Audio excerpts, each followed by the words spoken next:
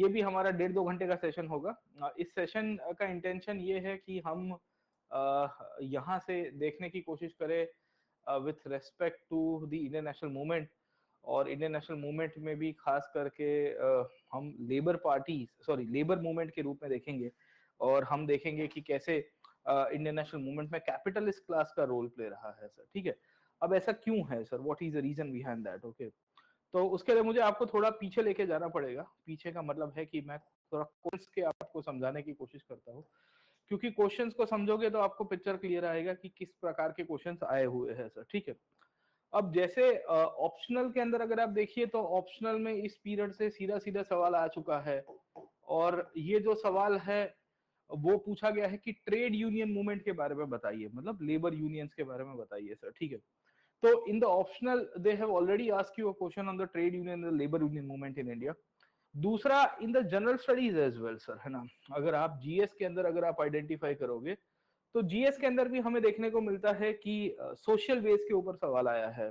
आपको पूछा गया है कि since the decade of 1920s the national movement acquired various ideological strengths and thereby expanded it's social base. Okay ना, समझे कि हमारी आजादी का आंदोलन जो है उसमें अलग अलग वर्गों ने, अलग अलग लोगों ने अपनी आवाज दी है सर। ठीक है, तो इस प्रकार के जब सवाल आते हैं तो आपको एक सवाल आना चाहिए कि भाई देखो, भारत की आजादी का आंदोलन, जैसे हमने कल के क्लास के अंदर भी देखा था कि कैसे सुभाष चंद्र बोस का भी एक इमीडिएट इंपैक्ट पड़ता है जिसके कारण ब्रिटिश भारत छोड़ के गए सर। ओके, तो वैसे ही आपको ये भी कहानी पता होनी चाहिए कि अलग अलग आवाज है, अलग अलग लोग है, अलग अलग वर्गों ने आवाज दी है सर। ठीक है, यहाँ पे भी अगर आप देखोगे तो एक सवाल जीएस के अंदर आया था 2019-20 के अंदर भी, और पूछा गया था कि many voices have strengthened and enriched the nationalist movement during the Gandhian phase, कि गांधी जी के समय पे जब आंदोलन चल रहा था तो काफी लोगों ने और भी आवाज दी थी सर, है ना।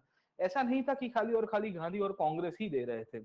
तो मेरी कहने की बात यह है कि कोई भी आजादी का आंदोलन या पूरा का पूरा इंडियन नेशनल मूवमेंट को अगर आप स्टडी करोगे तो हमें देखने को मिलता है कि Indian national movement was not a movement that was only headed by a singular party और अ सिंगुलर ग्रुपिंग सर। ठीक है, इंडियन नेशनल मूवमेंट एक ऐसा मूवमेंट के रूप में था जहां हमें देखने को मिलता है कि बहुत सारे लोगों की आवाज थी। There were multiple classes of people who were raising their voice and eventually जो फ्रीडम स्ट्रगल के रूप में आया।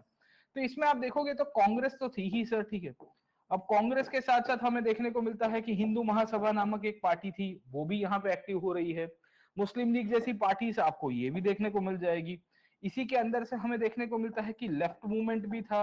लेफ्ट मूवमेंट का मतलब है जो सोशलिस्ट मूवमेंट का पार्ट था वो देखने को मिलता है। लेफ्ट के अंदर ही आपको कम्युनिस्ट मूवमेंट भी आपको मिल जाएगा सर। ठीक है, तो कम्युनिस्ट मूवमेंट, सोशलिस्ट मूवमेंट भी इसी के साथ आपको जुड़ा हुआ मिलेगा।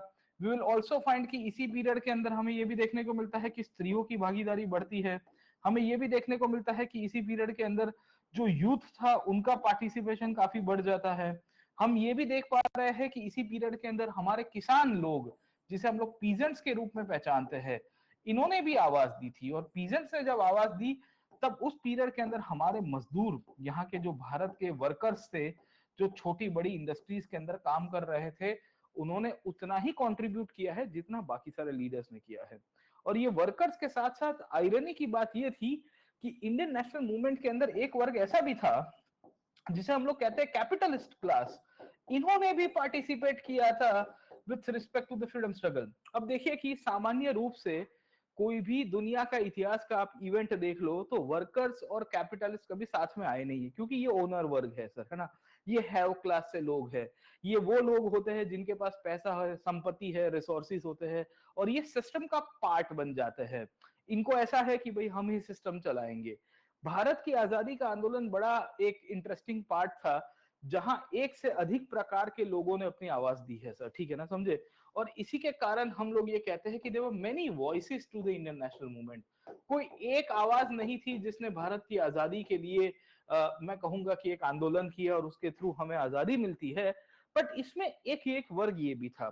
आज हमारा पूरा सेशन जो है वो इसी के ऊपर रहेगा कि क्यों वर्कर्स मूवमेंट शुरू हुआ, क्यों कैपिटलिस्ट क्लास ने इंडियन नेशनल मूवमेंट में पार्टिसिपेट करवाया सर, है ना। This will be more of an analytical sessions. खैर इसके अंदर मैंने पीवाईक्यूज भी डाले हैं, तो समय मिलेगा तो हम लोग थोड़े पीवाईक्यूज के ऊपर भी चर्चा करेंगे और इसमें प्रीलिम्स के भी कुछ क्वेश्चंस है, उसके ऊपर भी थोड़ी बहुत पोल कर देंगे सर, ठीक है।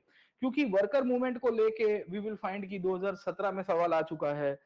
इसी तौर के ऊपर ट्रेड डिस्प्यूट एक्ट, ये भी वर्कर मूवमेंट का ही 2017 का क्वेश्चन था। फिर वर्कर लेबर एसोसिएशन को लेके 2009 में एक सवाल आया था। इसके सिवा कैपिटलिस्ट क्लास के ऊपर एक सवाल आया था, फिक्की नाम की संस्था के बारे में, और केबीसी में आया था, पर क्या पता यूपीएससी में भी आ ही सकता है सर, ठीक है ना, समझे। तो एक सवाल आया था कि फिक्की नाम की संस्था 1927 में किसके साथ में पुरुषोत्तम दास ठाकुर दास ने बनाई थी सर, ठीक है। तो इस प्रकार के सवाल आए हुए हैं सर। कहने की बात यह है कि कैपिटलिस्ट क्लास का अपना एजेंडा था, वर्कर्स का अपना एजेंडा था, सब लोग फ्रीडम स्ट्रगल के अंदर या भारत की आजादी के लेके कार्यरत थे सर, ठीक है। तो दो वर्ग आपको मिलेंगे सर, ओके। ये दो वर्गों को मैंने दो एक फिक्शनल कैरेक्टर से ये फोटोग्राफ के अंदर दर्शाने की कोशिश की है। एक मजदूर वर्ग है जो कहता है कि ये मजदूर का हाथ है कातिया, है ना, समझे कि नहीं समझे, ये लोहा पिघल कर उसका आकार बदल देता है, और ये पड़ता है तो आदमी उठता नहीं, आदमी उठ जाता है सर, ठीक है ना, समझे। तो वी विल फाइंड कि आपने हिंदी मूवीज देखे होंगे जहां मजदूर एकता को लेके, मजदूरों के अधिकारों को लेके, है ना, समझे, बहुत सारे 1950 60s और 70s में बड़े सारे आपको डायलॉग्स मिल जाएंगे जिसके साथ ये मुद्दे आपको मिल रहेंगे सर, ठीक है। दूसरा आपको कैपिटलिस्ट क्लास भी मिलेगा, जैसे बाजीगर मूवी मैंने देखा था बहुत साल पहले, उसमें मदन चोपड़ा का कैरेक्टर प्ले किया था दिलीप ताहिल साहब ने सर, ठीक है। और उसमें वी विल फाइंड कि वो बड़े पूंजीपति दिखाए गए हैं, मतलब ही seen as a capitalist industries, है ना, चोपड़ा ग्रुप ऑफ इंडस्ट्रीज के मालिक है, चोपड़ा ग्रुप ऑफ कंपनीज के मालिक है, जो मूलतः से पैसे सेंट्रिक बात करते हैं कि भाई जितना मैक्सिमाइजेशन ऑफ प्रॉफिट हो उसके थ्रू पूरे सिस्टम को हम लोग चला पाए सर। खैर, तो मोटे मोटे तौर के ऊपर हम इन दोनों को पहले आइसोलेशन में पढ़ेंगे। आज का क्लास थोड़ा एनालिटिकल होगा, हो हल्ला कम होगा, काफी लोगों को पसंद नहीं आएगा, बट हमें तो एग्जाम के पॉइंट ऑफ व्यू से भी चीजें देखनी है सर, है ना, पसंद करवाने के लिए यहाँ नहीं आए हैं, पसंद ना पसंद करने के लिए, राइट लेफ्ट करने के लिए और भी एप्लीकेशन मिलेगी सर। खैर, तो सवाल ये है कि यहाँ हम लोग बेसिकली इनका भी रोल प्ले देखेंगे। We will try to see the role play of the workers as well sir, ठीक है ना, समझे। We will also see कि what has been the contribution of the industrialist class और the capitalist class as well sir, ठीक है ना, समझे। इन दोनों के बारे में चर्चा करेंगे, बट चर्चा शुरू करने से पहले अगर आप हमारे साथ जुड़ना चाहते हो ऑन द अनअकैडमी प्लेटफॉर्म, तो बात आगे चलती है और देखते हैं कि भाई वर्कर्स का क्या रोल प्ले है, और वर्कर्स के साथ साथ वी विल फाइंड कि कैपिटलिस्ट का क्या रोल प्ले रहा है भारत के अंदर सर। अब देखिए, पहले वर्कर्स के बारे में शुरू करते हैं और उसके बाद कैपिटलिस्ट के बारे में देखेंगे, और इन दोनों को लास्ट में कंक्लूजन की तरफ लेके जाएंगे कि कहानी किस तरह से चलती है सर, ठीक है ना, समझे। अनअकैडमी अभी आपको 50% डिस्काउंट दे रही है, जीएस और ऑप्शनल दोनों के। अगर आप सब्सक्रिप्शन देखोगे तो 52,487 रुपीज के अंदर आपको जीएस, ऑप्शनल और सीसेट का कॉम्बो मिल जाएगा। अगर आप आइकॉनिक बैच लेते हो तो 66,000 के अंदर कवरेज मिल रहा है। सब्सक्रिप्शन के लिए पीएन लाइव कोड यूज करेगा, इसमें आपको 6 मंथ्स का एक्सटेंशन भी मिलेगा। ये कोड जरूर से याद करिएगा, PN live, this is your gateway to the Unacademy. आपको इसके अंदर फाउंडेशन बैच मिल रही है, 19 जनवरी से शुरू हो रही है। साथों की साथों हमारी नई बैचेस जो 19 जनवरी और उसके बाद वाले पीरियड के अंदर शुरू होगी, इसको भी आप जरूर से अटेंड कर सकते हैं। हमारे ऑप्शनल के सब्जेक्ट है, in fact history optional, I take it, मैं हिस्ट्री ऑप्शनल पढ़ाता हूँ। बहुत ही कॉम्प्रिहेंसिव, 500 आवर्स से ज्यादा मेरा कवरेज है, ऑलमोस्ट 100% कवरेज करवाने की कोशिश करते हैं।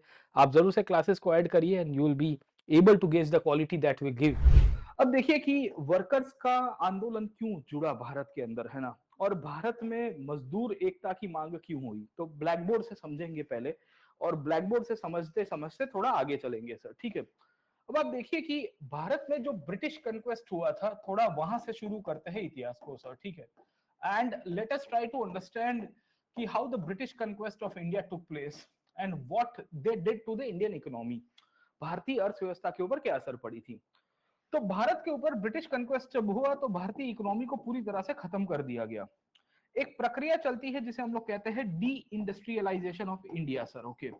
ये डी इंडस्ट्रियलाइजेशन के बारे में आपको पता होगी कि भारत की जो स्थानिक इंडस्ट्रीज थी उनको खत्म कर दिया जाता है, और भारत के अंदर जो छोटी मोटी हैंडीक्राफ्ट टेक्सटाइल बाजार का जो डेवलपमेंट था उसको भी तोड़ दिया गया। सारी भाषा में भारत के लोग एक एक ऐसी कंडीशन से निकल के आए जिसे हम लोग कहते हैं लैंडलेस लेबर के बारे में, जहां लोगों की नौकरी, धंधा, रोजगार, जमीन सब कुछ चली जाती है और उनके हाथ में कुछ नहीं रहता, खाली मजदूरी करनी होती है। ये दौर भारत के अंदर करीबन 1800 तक एस्टेब्लिश हो चुका था। 1800 का दौर था, this is the period of 1800s, जहां ब्रिटिश कॉन्क्वेस्ट के भाग के रूप में ब्रिटिश ईस्ट इंडिया कंपनी की जो पूरी प्रशासनिक व्यवस्था थी, उसने इस प्रकार की भारत के मजदूरों की हालत कर दी थी। ये वो दौर था जहां पे कोई मजदूर एकता या मजदूरों को लेके कोई सेंसिटिविटी नहीं थी, जहां हम लोग कोई ऑर्गेनाइज मूवमेंट करें लेबर पॉइंट ऑफ व्यू से सर, ओके। क्योंकि एनलाइटनमेंट नहीं है सोसाइटी के अंदर, आप देखोगे तो सब स्केटर्ड है, किसी की एक दूसरे के साथ कनेक्टिविटी नहीं है, मॉडर्न पॉलिटिकल थॉट भी नहीं था उतना।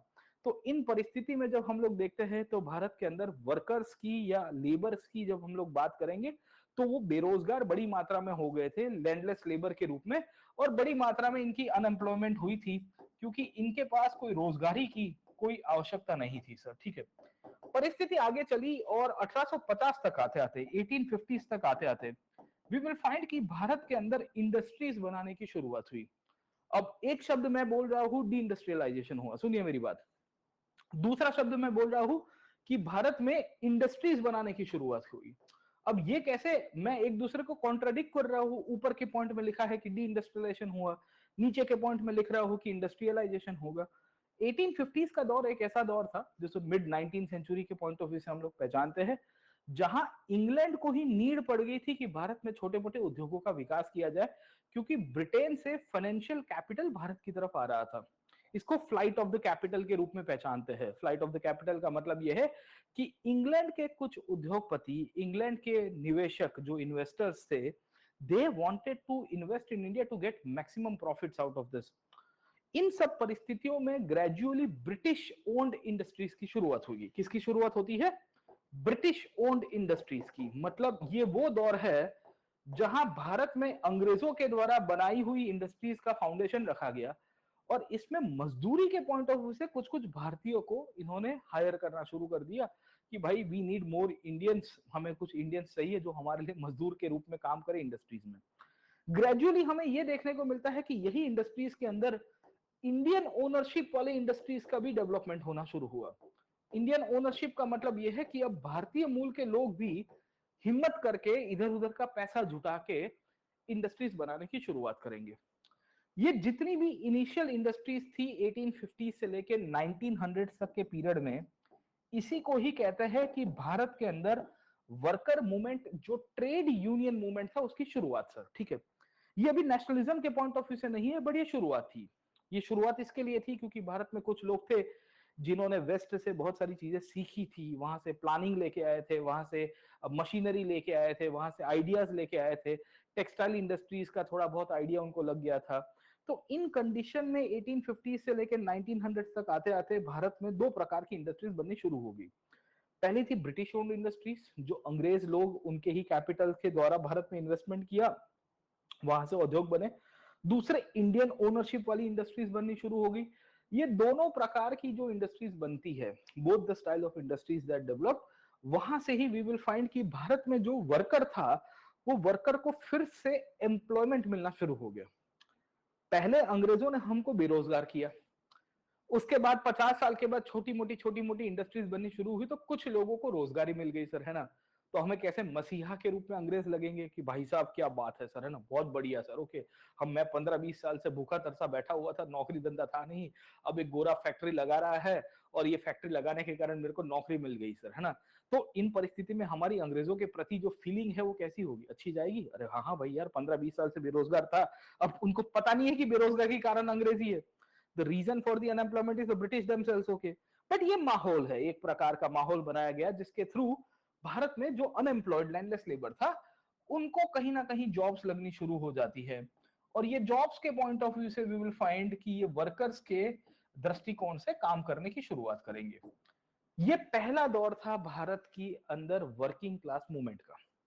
ये पहला दौर था भारत के अंदर वर्किंग क्लास मूवमेंट का, और ये वही दौर है जहां इंडिया के अंदर इंडियन कैपिटलिज्म का भी ग्रोथ हो रहा है। सुनिए मेरी बात, आज के क्लास का टाइटल जो है, इसको पैरेलली पढ़ेंगे, भले आइसोलेशन में दिखाऊंगा मैं आपको, पर हमको लिंकेजेस बनानी पता होनी चाहिए सर, ठीक है। एक साइड के ऊपर इंडियन इंडस्ट्रीज का ग्रोथ होना, जो भारतीय पैसों के द्वारा बनती है, जो इंडिया के इंडस्ट्रियल क्लास के द्वारा बनाई गई थी सर, है ना। तो उसमें आपको गुजराती, मारवाड़ी, पारसी बिजनेसमैन मिलेंगे, एंड देन आपको साउथ के अंदर चेटियार्स मिल जाएंगे सर, है ना, सब सब जगह के ऊपर मिलते हैं। तो उन सब का अपना अपना अपना एक रोल प्ले था। दूसरा यहाँ पे मजदूर लोग थे जिनको छोटी मोटी जॉब मिलनी शुरू हो गई, and they started raising the voice.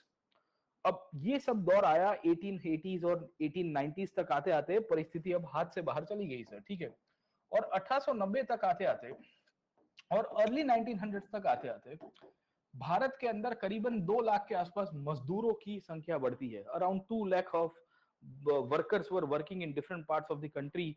Ahmedabad became a center, Bombay became a center, Kanpur became a center, Madras became a center, Calcutta became a center, Dhaka, Murshidabad were already the previous centers. Okay, तो आप देखोगे तो बड़ी बड़ी industries लगनी शुरू हो गई है ना। इसमें टेक्सटाइल इंडस्ट्रीज का डेवलपमेंट हुआ, जूट इंडस्ट्री का डेवलपमेंट हुआ, कोल्स एंड माइंस का डेवलपमेंट होने की शुरुआत हो गई। तो अलग अलग विस्तारों के अंदर इंडस्ट्रीज बननी शुरू हो रही है।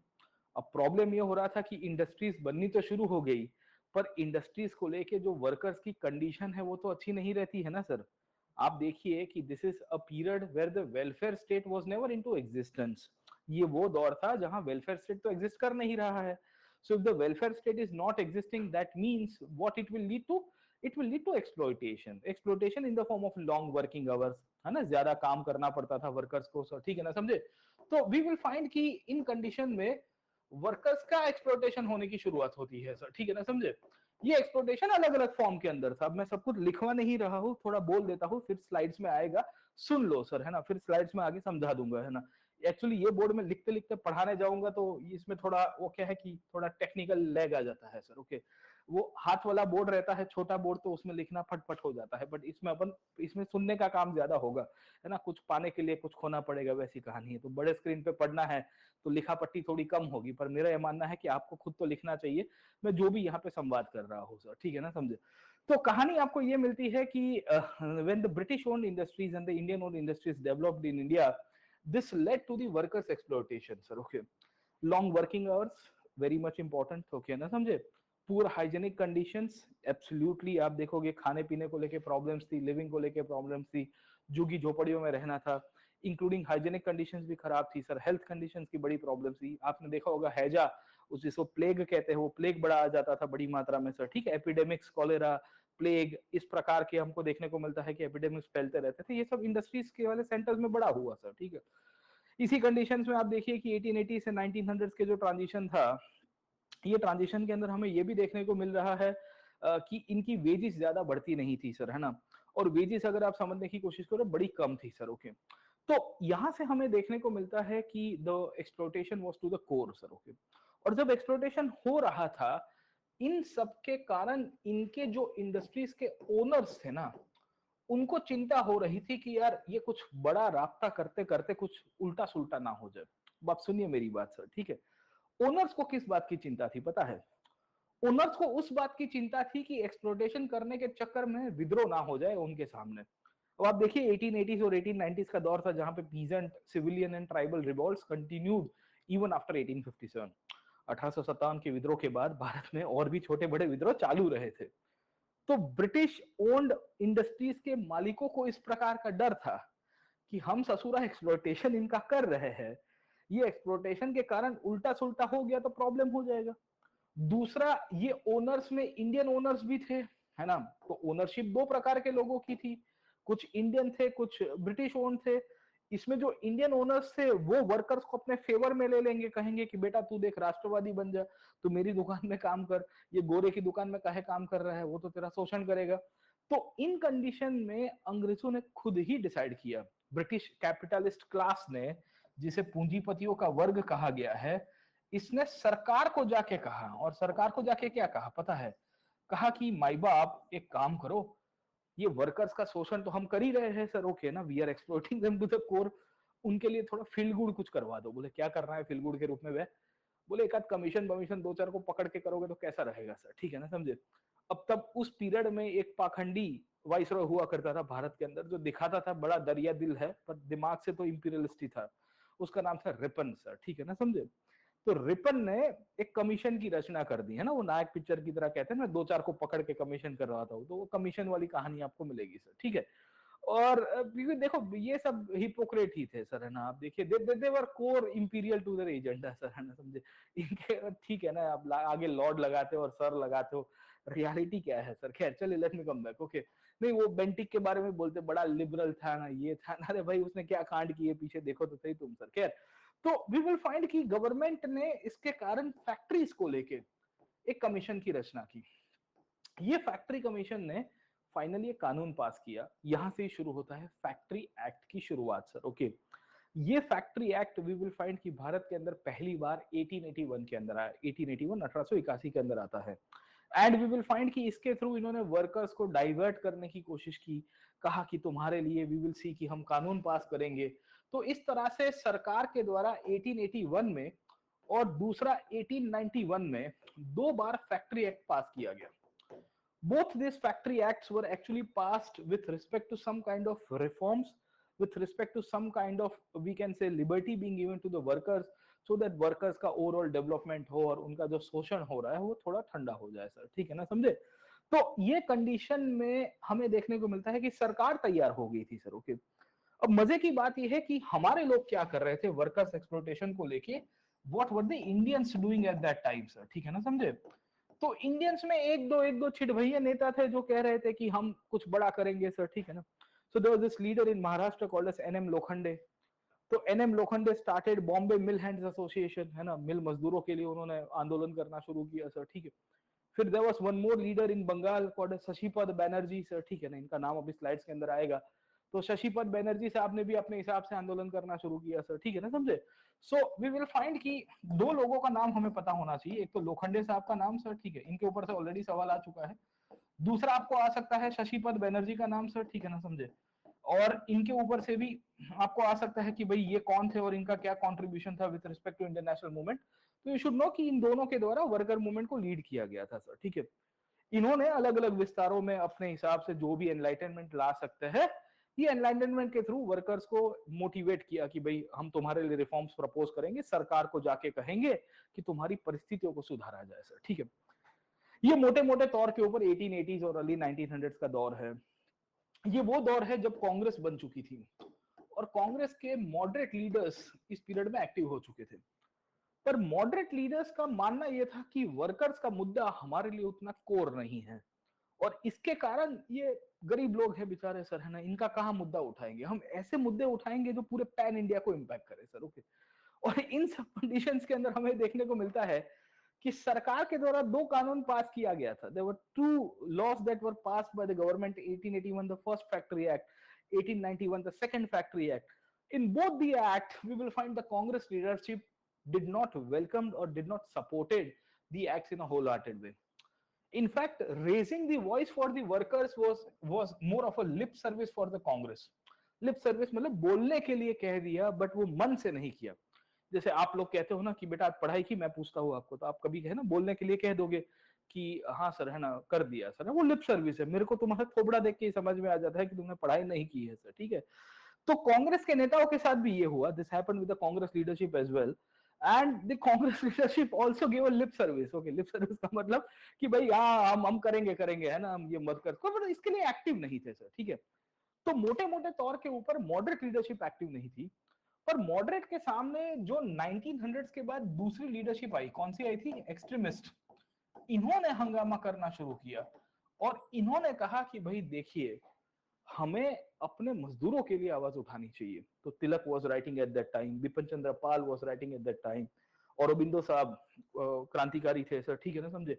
ही also started raising the issues regarding the workers exploitation sir. Okay, और ये एक ऐसा दौर निकला है इंडियन नेशनल मूवमेंट के अंदर जहां वर्कर्स मूवमेंट और वर्कर्स इश्यू की जब हम लोग बात करेंगे तो शुरुआती दौर के ऊपर हमें ये देखने को मिलेगा कि इनका जो पार्टिसिपेशन रहा है सर, ठीक है ना, समझे, ये पार्टिसिपेशन थोड़ा लिमिटेड पॉइंट ऑफ व्यू से आपको मिलेगा sir. Getting off point. Okay, तो सबसे शुरुआती दौर था 1860s टू 1900s के पीरियड के समय पे जब ब्रिटिश कैपिटल की एंट्री भारत में हुई। ये ब्रिटिश कैपिटल की एंट्री ने ग्रेजुअली ब्रिटिश ओन्ड इंडस्ट्रीज को बढ़ावा दिया। इसके साथ साथ इंडियन ओन्ड इंडस्ट्रीज का भी डेवलपमेंट हुआ।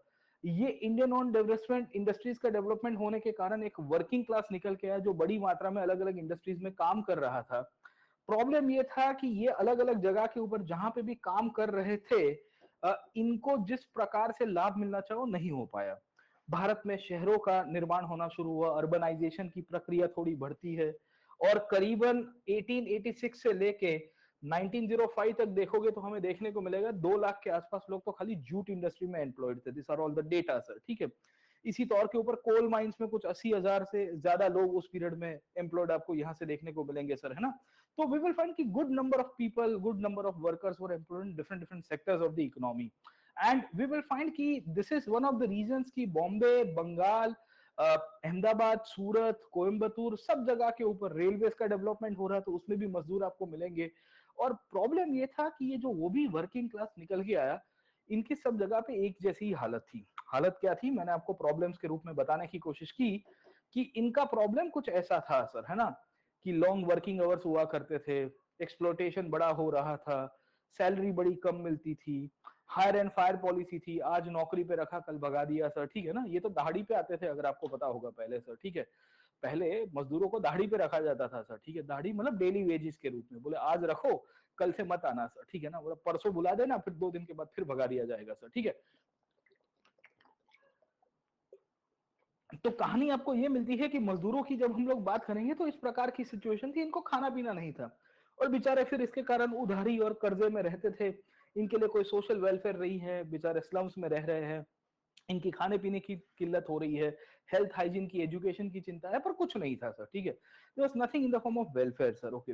अब मजे की बात यह है कि ये भारत की परिस्थिति है।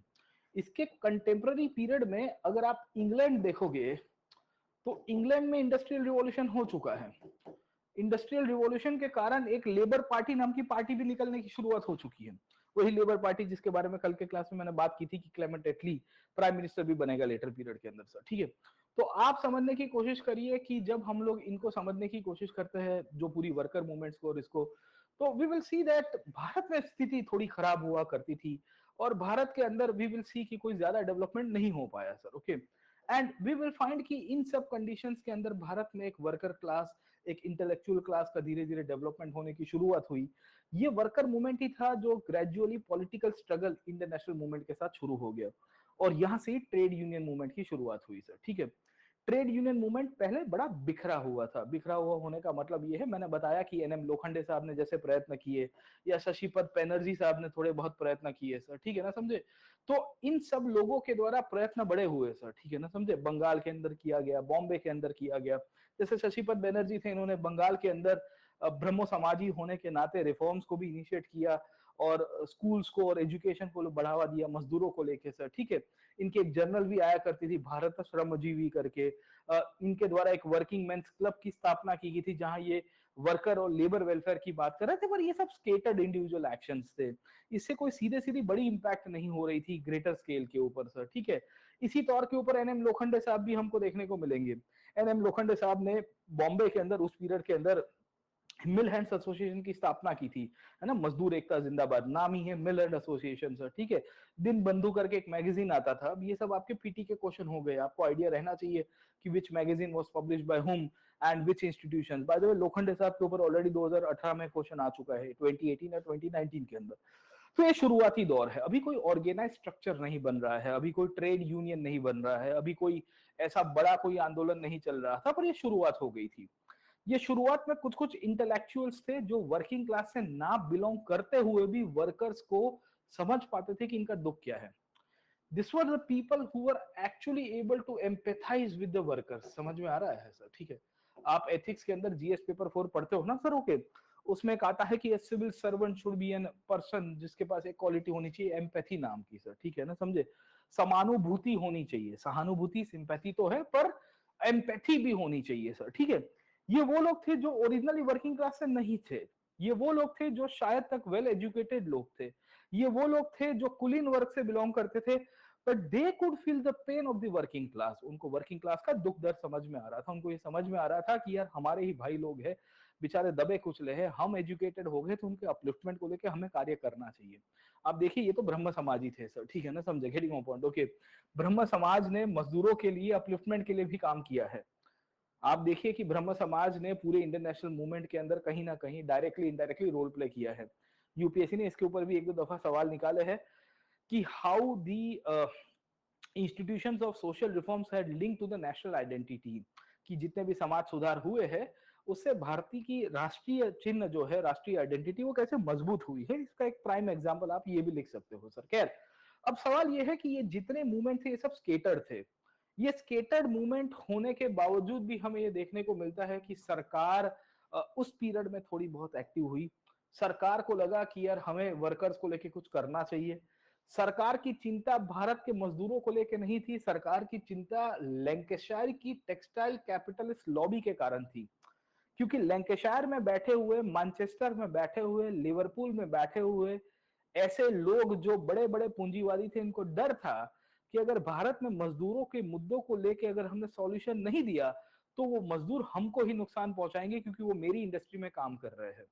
तो इस प्रकार की कंडीशन अगर आप समझने की कोशिश करिए तो मजदूरों के पॉइंट ऑफ व्यू से थी। और इसी के कारण 1875 में भारत में जब लिटन जब आ ही रहा था, तब ये कमीशन बना था दो चार को पकड़ के, और इसी ने ही रिकमेंडेशन दिया फर्स्ट फैक्ट्री एक्ट में।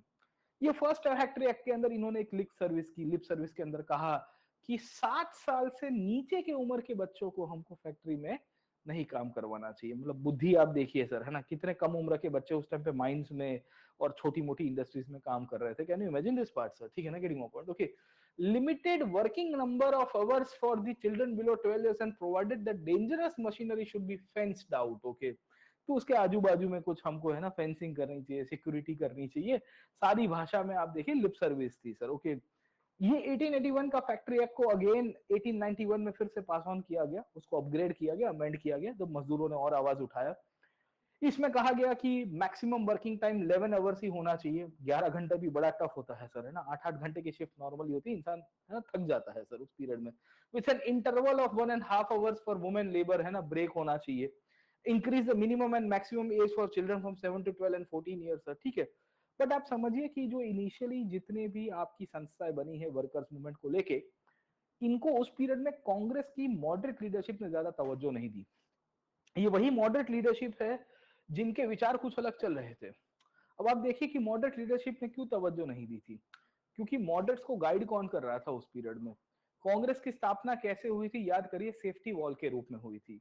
और जब कांग्रेस की स्थापना सेफ्टी वॉल के रूप में हुई थी तो सवाल यह भी आता है कि क्यों कांग्रेस के लोग या सेफ्टी वॉल के लोग अपने ही सरकार के सामने मजदूरों को जो मुद्दा है वो उठाएंगे सर, है ना, समझे? तो इन कंडीशन में हमें ये देखने को मिलता है कि मॉडरेट्स जो कांग्रेस की स्थापना 1885 में करते हैं, एओ ह्यूम जो उसका फाउंडर हुआ करता था, और इन सब लोगों ने मजदूरों के मुद्दों को लेकर कांग्रेस में कोई प्रस्ताव बड़ी मात्रा में नहीं पास किया। आप देखिए कि कांग्रेस की पहली मीटिंग में 9 रिजोल्यूशंस पास किए गए थे बॉम्बे में 1885 में। 28 दिसंबर से दिन इनकी मीटिंग शुरू हुई थी। 72 डेलीगेट से बड़ा क्लोज्ड अफेयर हुआ करता था। हियो ह्यूम ने बहुत सिलेक्टेड लोगों को इनवाइट किया था। इसमें लेबर वेलफेयर को लेके एंड वर्कर्स की जो कंडीशन है उसको लेके कोई सकारात्मक एक एक्सप्लिसिट वे के अंदर कोई मुद्दे उन्होंने हाईलाइट नहीं किए थे। उसमें काफी पॉलिटिकल इकोनॉमिक इश्यूज हाईलाइट किए गए थे, पर लेबर वेलफेयर को लेके जब बात करेंगे तो कोई प्रकार के मुद्दे आपको नहीं मिलते हैं सर। ठीक है ना, समझे?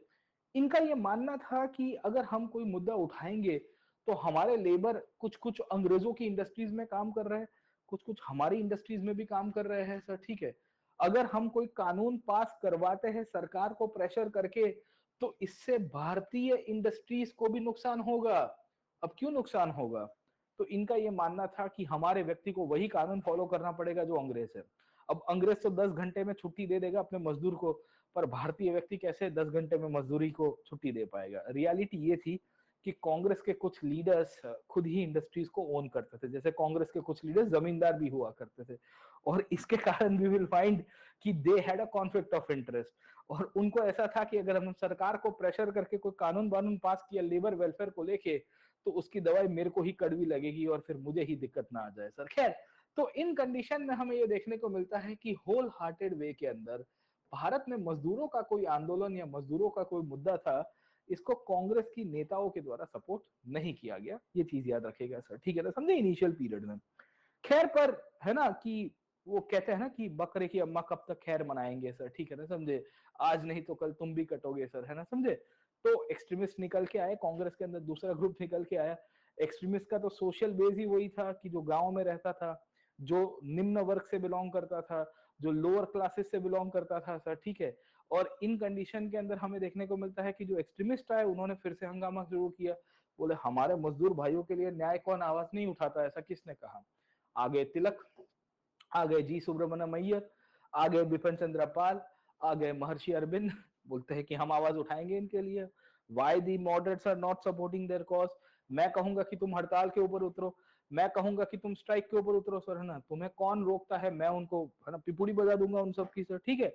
क्योंकि तिलक के स्वराज में मास मोबिलाइजेशन सबसे फंडामेंटल था। In fact Tilak was one of the earliest personalities जिन्होंने उस पीरियड में इनको एड्रेस किया था सर, खैर समझे। तो वी विल फाइंड कि 1899 में रेलवेज की बड़ी स्ट्राइक हुई थी, रेलवे के मजदूर थे ना हम लोग को, रेलवेज में यह हुआ करता था कि the higher positions in the railways were always dominated by the British, है ना। रेलवेज में जो लोअर पोजीशंस थी उसमें हमारे छोकरे लोग को लगाया जाता था सर, है ना, गैंगमैन के रूप में, और फिर वी विल फाइंड की वायर लगवाने के लिए, सिग्नलिंग के लिए, पटरिया डलवाने के लिए सर, ठीक है। तो कहानी हमें ये देखने को मिलता है कि जब हम लोग समझने की कोशिश करेंगे तो इसमें हमें बहुत क्लियर कट आइडियाज था कि भाई यहाँ से अब मूवमेंट शुरू हो गया था। खैर, तिलक महाराज ने केसरी मराठा में लिखने की शुरुआत की, जी सुब्रमण्य अय्यर उस टाइम पे स्वदेशी मित्र द हिंदू में लिख रहे थे, बिपिन चंद्र पाल ने भी उस पीरियड में आंदोलन करना शुरू किया, और 1900 तक आते आते सिचुएशन बदल गई। ये सिचुएशन ऐसे बदली कि अब वर्कर्स को एक टारगेट के रूप में देखा गया और कहा गया कि देखो तुम्हारा मुद्दा हम उठाएंगे, तुम हमारे साथ जुड़ना शुरू करो सर। खैर, तो इन परिस्थिति में भारत में स्वदेशी मूवमेंट हुआ। स्वदेशी मूवमेंट एक ऐसा मूवमेंट था जिसने भारत के अंदर ब्रिटिश साम्राज्य की फाउंडेशन को हिला दिया था। It was an economic boycott movement, जहां पे ब्रिटिश रूल को पूरी तरह से आर्थिक रूप से बॉयकॉट किया गया। और आर्थिक रूप से बॉयकॉट में ब्रिटिश इकोनॉमी को चलाने वाले सबसे बड़े पहिए कौन थे, वो थे हमारे मजदूर sir. It were the laborers of the different regions who were running the British owned industries, the British owned manufacturing centers, even the British owned plantation sectors who were based in India and even outside India. आपने देखा होगा कि indenture labours को, भारत के मजदूरों को भारत के बाहर लेके जाया करते थे अंग्रेज, और उनको लेके जाके वी विल फाइंड कि वहां पे खेती करवाते थे बड़े बड़े प्लांटेशन सेक्टर के अंदर। अब ग्रेजुअली चीजें बदल रही है। स्वदेशी मूवमेंट के समय पे हमें देखने को मिलता है कि बहुत सारे लोकल लीडर्स निकल के आए, हम मजदूर लीडर थे। इनका नाम कुछ ना याद रखे तो कम से कम इनका नाम याद रखे, अश्विनी कुमार बैनर्जी। इन्होंने स्ट्राइक करवाई थी बंगाल के कुछ कुछ रीजन्स के अंदर। उसी तौर के ऊपर टूटीकोरिन से लेके आज के तमिलनाडु वाले रीजन के अंदर आपको एक लीडर देखने को मिलेंगे जिनका नाम है Chidambaram Pillai. Chidambaram Pillai was the first Indian to start a shipping company during the Swadeshi movement. इनको अंग्रेजों ने जेल में डाल दिया था सर, ठीक है। तो इनका मानना था कि हम यहाँ पे टुटीकोरिन और बाकी सारे एरियाज के अंदर जो ब्रिटिश एंटरप्राइजेस और ब्रिटिश इंटरेस्ट है उनको नुकसान पहुंचा, उनको नुकसान पहुंचाने से हमें जितना लाभ मिलेगा उतना कार्य करेंगे सर, ठीक है। तो इन कंडीशन में वर्कर मूवमेंट को एक नई दिशा मिलती है, there is a new direction to the worker movement by the early 1900s। Okay, अब सिचुएशन बदल रही है सर, ओके। अब धीरे धीरे धीरे लोगों को एनलाइटनमेंट आ रही है, और भारत के मजदूरों को भी लग रहा था कि अब हम लोग एक हो सकते हैं। अब देखिए कि ये जो पूरा कार्यकाल था, ये कार्यकाल के अंदर हमें ये देखने को मिलेगा कि बहुत सारे स्केटर्ड वर्कर्स एजिटेशन हो रहे थे। अभी भी इनको कोई एक छत्र छाया में, एक वी विल फाइंड की आइडेंटिटी के रूप में, एक सिंगल ऑर्गेनाइजेशन के रूप में भी पैट्रोनेज नहीं मिला। ऐसा क्यों था सर, ओके। तो this is still a period of 1905 1910।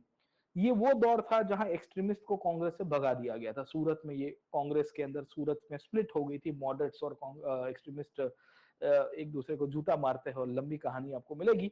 But इसका आउटकम ये रहा कि when the Surat split happened, the extremist got decimated. Workers को जो प्लेटफॉर्म मिलना चाहिए था वो मिलते मिलते रह गया सर, ओके। और सिचुएशन गई 1914 तक आते आते अब बदलती है। अब देखिए कि 1912 13 14 का पीरियड है। 1914 में वर्ल्ड वॉर की शुरुआत हुई, है ना। 1914 तक आते आते द वर्ल्ड वॉर स्टार्टेड। और जब वर्ल्ड वॉर की शुरुआत हुई तो उस पीरियड में भारत की इंडस्ट्रीज को बड़ा लाभ मिला, इंडियन कैपिटलिज्म को बड़ा लाभ मिलता है। अब ऐसा क्यों हुआ था सर, है ना, why the world war actually led to the growth of Indian capitalist enterprises. तो वर्ल्ड वॉर के समय पे डिमांड सप्लाई की गेम थी पूरी, है ना। ब्रिटेन की पूरी इकोनॉमी वॉर इकोनॉमी में कन्वर्ट हो गई थी। So the British economy and the British manufacturing got converted into war economy. तो जो डेली नीड्स थी, एफएमसीजी कहते हैं, फास्ट मूविंग कंज्यूमर गुड्स है, जो सामान्य चीजों को जन जीवन के लिए जरूरी है, वो वस्तुएं भारत में बननी शुरू हो गई है। और भारत में बन रही है तो ऑब्वियस है कि लेबर जो है उसको भी थोड़ा बहुत काम मिलेगा सर, ठीक है। पर काम के साथ साथ एक्सप्लॉयटेशन भी होगा सर, समझे कि नहीं समझे? क्योंकि मालिक तो घुमा फिरा के आप देखेंगे इंडियन इंडस्ट्रीज के लोग थे, कुछ ब्रिटिश इंडस्ट्रीज के लोग थे सर, ओके। तो इन कंडीशन में हमें देखने को मिलता है कि वर्कर्स को 2-3 साल तक काम मिलता है पर उतना ही शोषण हुआ। अब मजदूरों को उस टाइम पे गांव जाने का बड़ा चिंता रहता था। गांव जाने की चिंता मतलब ये थी कि दे फियर कि हम शहर में रहेंगे शोषण होगा हमारा। ऊपर से बीमारियां बड़ी फैल रही थी सर, है ना? तो 1914-15 के आसपास के पीरियड में जैसे Ahmedabad used to be called as the Manchester of India. Ahmedabad ने पानी पिला दिया था अंग्रेजों को सर, ठीक है ना, समझे? क्योंकि जितनी मिल मैनचेस्टर में नहीं थी उससे अधिक मिल अहमदाबाद में तब तक बन चुकी थी सर, है ना? ये वही शहर में बैठ के आज की तारीख में मैं लेक्चर ले रहा हूँ सर, ठीक है। खैर आज तो गिनी चुनी मिले हैं, but we will find at that time, आज से 104 साल पहले या 105 साल पहले इसी शहर के अंदर 200 से अधिक मिल हुआ करती थी, 200 plus mills, textile mills, okay. और धाए धाए करके कपड़ा बना रहा है सर, ठीक है। अब इसमें मजदूरों को बड़ा लाभ हुआ सर, टाइम बीइंग सर, हो गए। और भारत में उस पीरियड में प्लेग आ गया था अहमदाबाद में। तो अहमदाबाद में प्लेग आया था तो मजदूरों को रोकने के लिए और मजदूरों को उस पीरियड के अंदर अपनी नौकरी ना छोड़ के जाए, शहर ना छोड़ के जाए, तो मालिकों ने बड़ा उनको मतलब क्या कह सकते हैं कि सैलरी भी बढ़ा दी थी, टेम्पररी बोनस दे दिया था। बोले तुम जाना मत, तुम है ना, तुम छोड़ के जाओगे हमारी दुकान बंद हो जाएगी। तो इस पीरियड में वर्कर्स एंड ओनर्स के बीच में थोड़ी चूहे बिल्ली वाली गेम भी चल रही है, but somehow overall core level ऐसा रहा जहां मजदूरों का एक्सप्लॉयटेशन ही रहता है सर, ठीक है ना, समझे?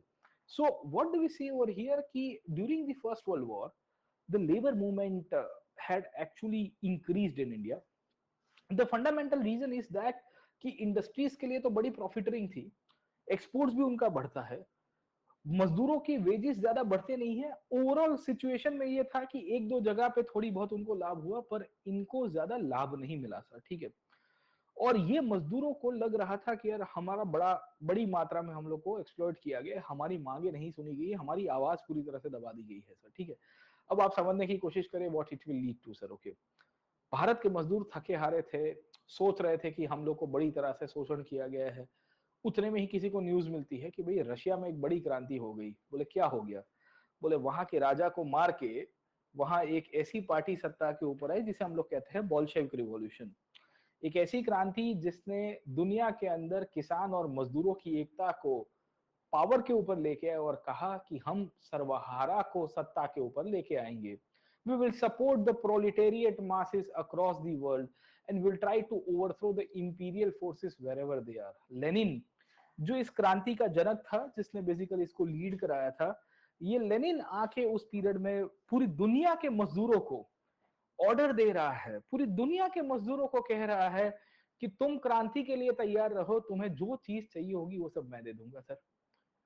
भारत में 1917 में जब हम देखते हैं कि ये बोल्शेविक रिवॉल्यूशन हुआ, तो इन सब के कारण इंडिया के वर्किंग क्लास के मूवमेंट को एक इंपैक्ट पड़ेगी कि नहीं पड़ेगी सर? इंडिया के वर्किंग क्लास के मूवमेंट को एक इंपैक्ट पड़ेगी कि नहीं पड़ेगी सर? इंडिया के वर्किंग क्लास के अंदर एक नई, मैं कहूंगा कि आइडियोलॉजिकल चेंज आएगा कि नहीं आएगा?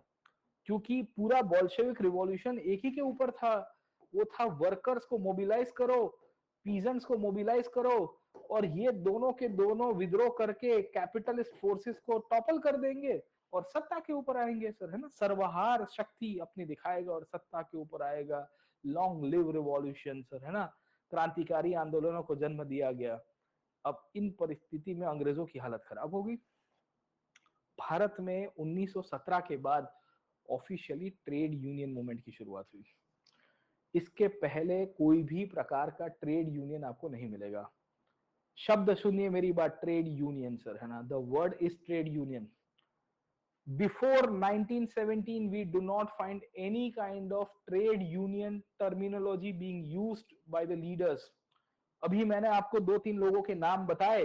आई have talked about N M Lokhande, I have talked about Shashipad Banerjee, I have talked about Ashwini Kumar Banerjee. बहुत लोग थे जिन्होंने मजदूरों के लिए आवाज उठाया था, छोटी मोटी संस्थाएं भी बनाई थी, पर ट्रेड यूनियन नहीं बना था।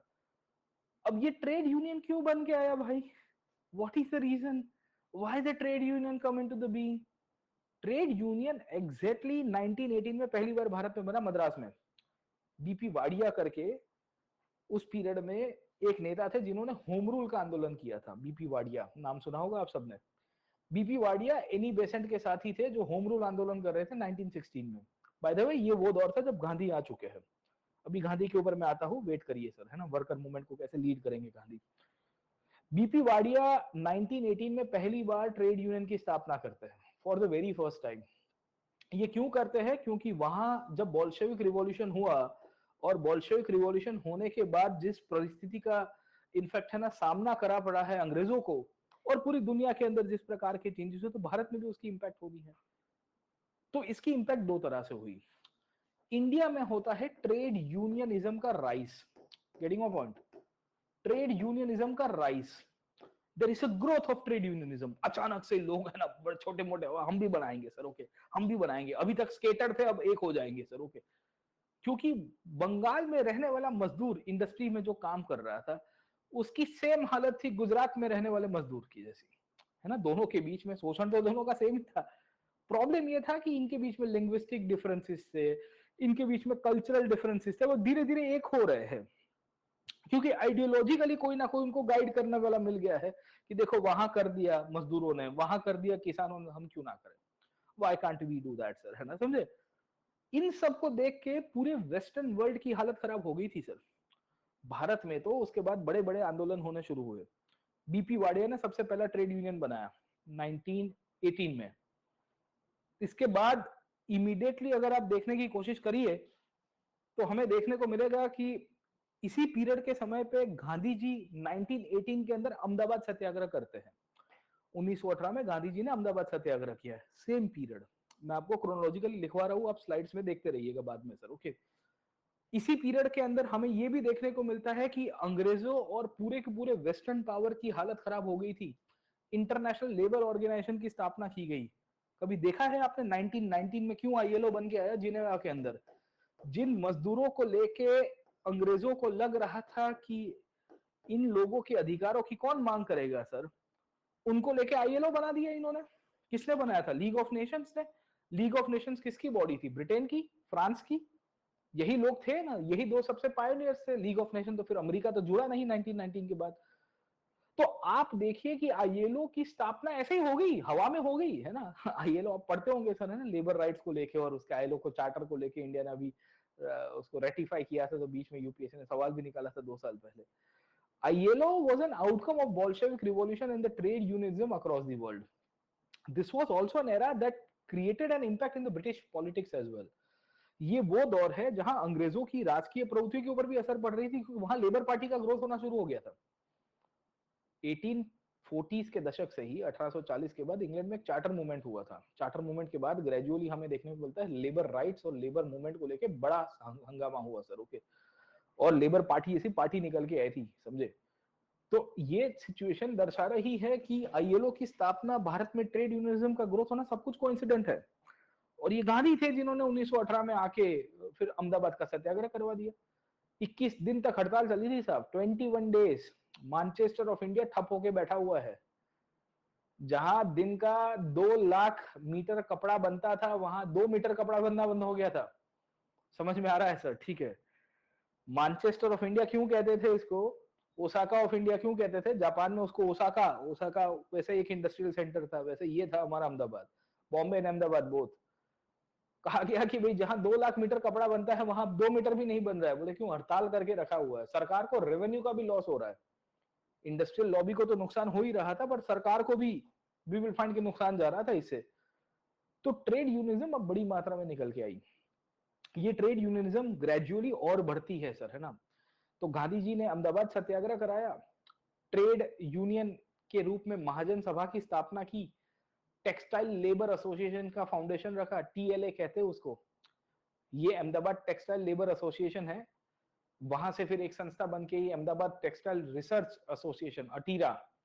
तो आप में से जो अहमदाबाद में रहते होंगे उनको आईआईएम रोड के ऊपर एक संस्था देखने को मिलेगी, अटीरा। अटीरा जो है वो टेक्सटाइल रिसर्च एसोसिएशन की संस्था है सर, है ना। खैर, तो वी विल फाइंड, ये दर्शन को पता होगा सर, है ना, समझे। दर्शन इज बेस्ड इन अहमदाबाद, और तो कोई अहमदाबाद से होगा नहीं सर। कितने लोग हैं अहमदाबाद से सर? ओके। दया बेन का अहमदाबाद कोई लिख रहा है, अरे भाई साहब, है ना, दया बेन का नहीं है सर, ठीक है।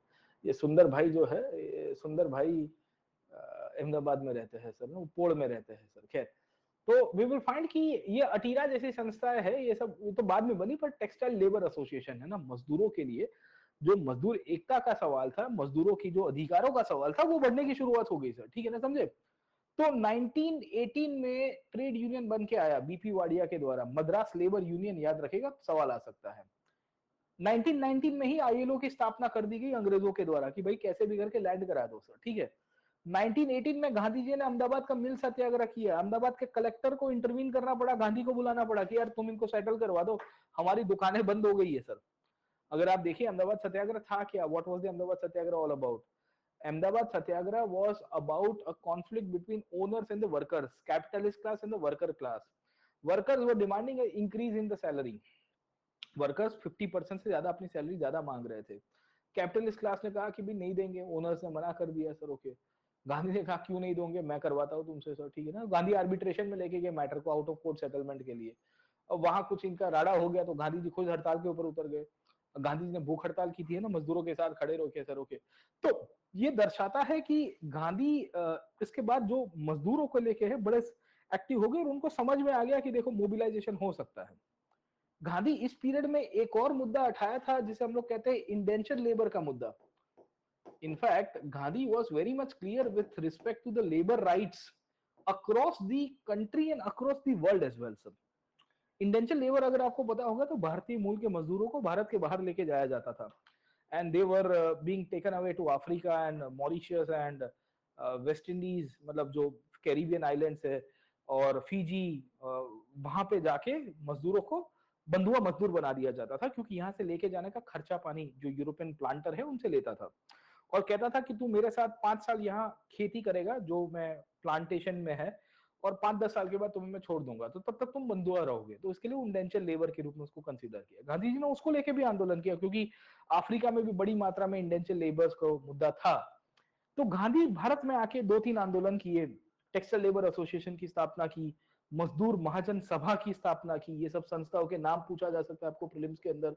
और गांधी जी ने ग्रेजुअली फिर मजदूर और ओनर्स के बीच में संघर्ष ना हो उसके लिए एक सिद्धांत भी दिया ग्रेजुअल पीरियड में, वो था आपका ट्रस्टीशिप का सिद्धांत। ट्रस्टीशिप का सिद्धांत के थ्रू गांधी बताने की कोशिश कर रहे हैं कि भाई देखिए ओनर्स और वर्कर्स के बीच में कॉन्फ्लिक्ट क्यों होती है।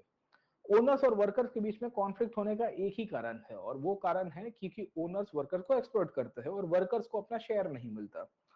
अगर फैक्ट्री या कोई इंडस्ट्री की ओनरशिप ट्रस्टी के रूप में वर्कर्स को दे दी जाती है और उनको भी पार्टनर बना दिया जाता है और वर्कर्स और ओनर्स दोनों के दोनों इक्वल ओनरशिप में आएंगे, तो कभी कोई संघर्ष होगा ही नहीं और सबका विकास होगा सर, ठीक है।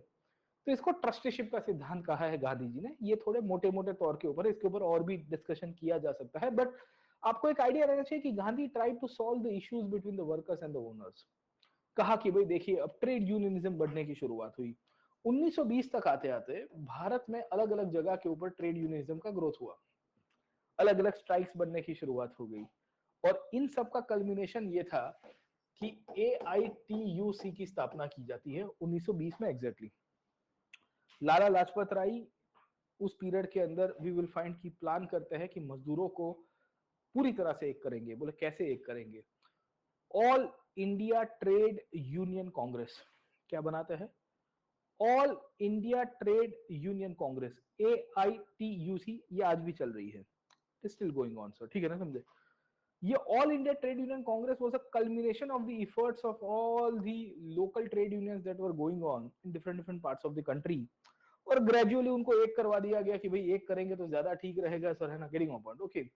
और एक साइड के ऊपर all India trade union Congress की स्थापना 1920 में हुई। पीछे भारत के वर्किंग क्लास का पार्टिसिपेशन अब बढ़ेगा, बढ़ेगा कि नहीं बढ़ेगा सर? क्योंकि एक साइड के ऊपर गांधी ने मोबिलाइजेशन किया है, एक साइड के ऊपर अगर आप देखोगे वर्कर्स के अंदर एनलाइटनमेंट आई है, तो नॉन कॉपरेशन मूवमेंट के अंदर आप देखोगे तो वर्किंग क्लास का पार्टिसिपेशन बड़ा बनता है। जलियांवाला बाग के अंदर पंजाब में जो हुआ और उसके बाद आगे पीछे की पीरियड में देखोगे वर्किंग क्लास का एजिटेशन बड़ी मात्रा में आपको मिलेगा। रॉलेट एक्ट के विरुद्ध में जो सत्याग्रह हुआ उसमें वर्किंग क्लास ने बड़ी मात्रा में पार्टिसिपेट किया, क्योंकि अब उनके अंदर एनलाइटनमेंट आ चुकी थी, उनको समझ में आ चुका था कि भाई हमारा किस तरह से शोषण हो रहा है और हमें किस तरह से इसके ऊपर सवाल उठाना है सर, ठीक है ना, समझे। तो इन परिस्थितियों में वी विल फाइंड कि the trade unions were formed, और ग्रेजुअली हमें देखने को मिला कि ट्रेड यूनियनिज्म के पॉइंट ऑफ व्यू से भारत में अलग अलग संस्थाएं बनने की शुरुआत हो गई सर, ठीक है।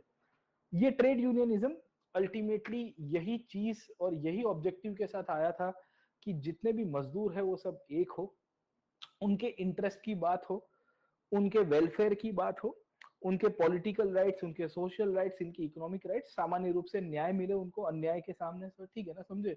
और ये अपनी वर्किंग कंडीशंस को इंप्रूव करवाना चाहते थे सादी भाषा में सर, ठीक है। इनके लिए फायदा ये हुआ कि ग्रेजुअली जब इंडियन नेशनल मूवमेंट निकल के आया उसके बाद ये एक हो गए। अब आप देखिए कि एक चीज का तो हम लोग दाद देंगे ना, अगर कांग्रेस सेंट्रिक मूवमेंट ना चलता तो ये ट्रेड यूनियन मूवमेंट एक आइसोलेटेड मूवमेंट के रूप में रहता। समझे कि नहीं समझे। रियलिटी तो यही है ना सर, आप समझिए, क्योंकि इसके पहले भी प्रयत्न किए, काफी लोगों ने किए थे sir, okay, but that could not be given the voice. उसको जो आवाज चाहिए था वो आवाज तो मिला ही नहीं सर, ओके। आवाज मिला ही है जब वी विल फाइंड कि एक बड़ा आंदोलन हो और उसके थ्रू अब लोग अट्रैक्ट हो रहे हैं सर, ओके। तो इसके पहले 1870s और 1880s में भी मजदूरों के लिए किस किस लोगों ने आइसोलेटेड स्केटर्ड आवाज उठाई थी, but they were suppressed down, है ना, they could not get the platform.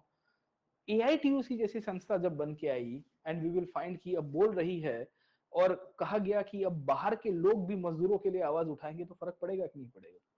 Lala Lajpat Rai AITUC के फाउंडिंग सेक्रेटरी थे सर, ओके। अब वो कहाँ मजदूर थे, वो कोई इंडस्ट्री में काम करते थे? Was Lala Lajpat Rai working in any industry? No, he was an outsider but still he empathized with the workers cause।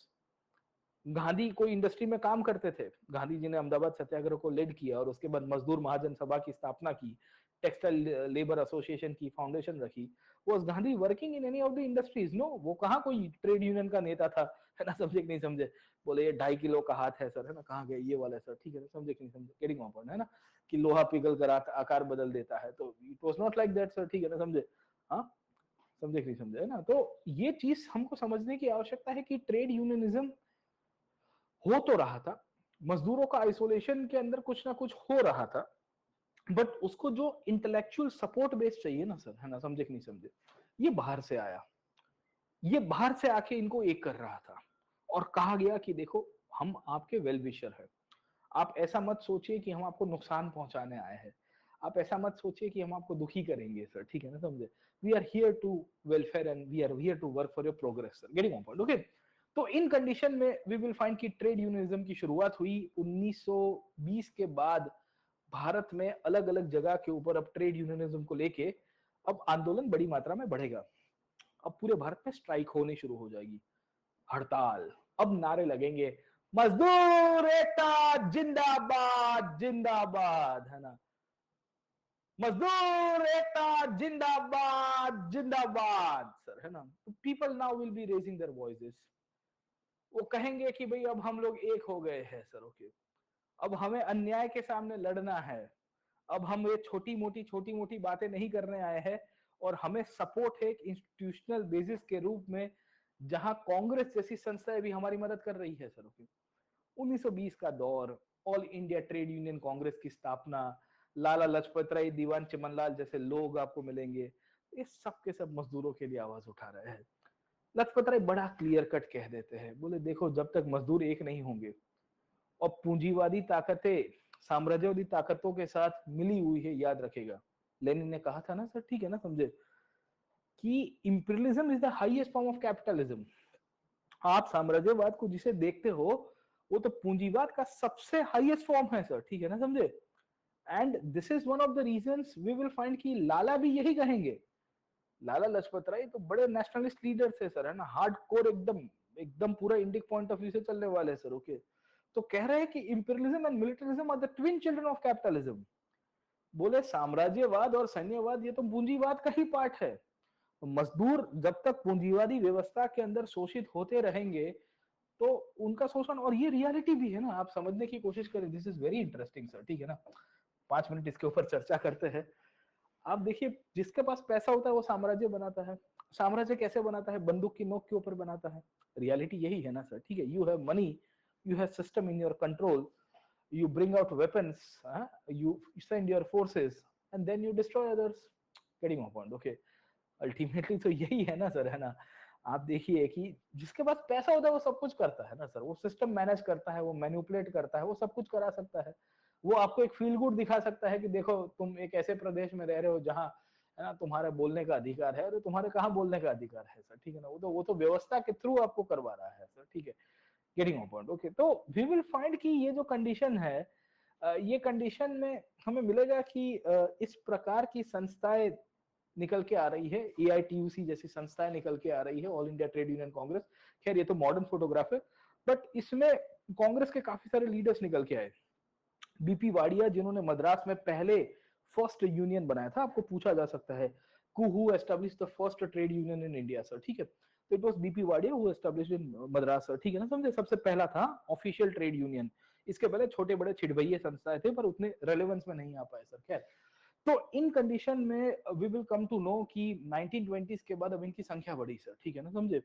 ये संख्या में एनी बेसेंट भी जुड़नी शुरू हो जाती है, क्योंकि एनी बेसेंट और बीपी वाडिया एक ही साथ थे, मोतीलाल नेहरू और भी लोग जुड़ने की शुरुआत करते, और सबका यही मानना था कि मजदूरों के लिए अधिकार की बात हो सर। गांधी भी आ गए, गांधी भी अपने हिसाब से कर रहे हैं आंदोलन सर, ठीक है ना, गेटिंग ऑन पॉइंट। ओके, तो पहले प्रस्ताव में एआईटीयूसी का जब पहला प्रस्ताव पास किया गया तो उसमें लिखा गया सर, है ना, कि it was to be a Swaraj not for the capitalist but what for the workers.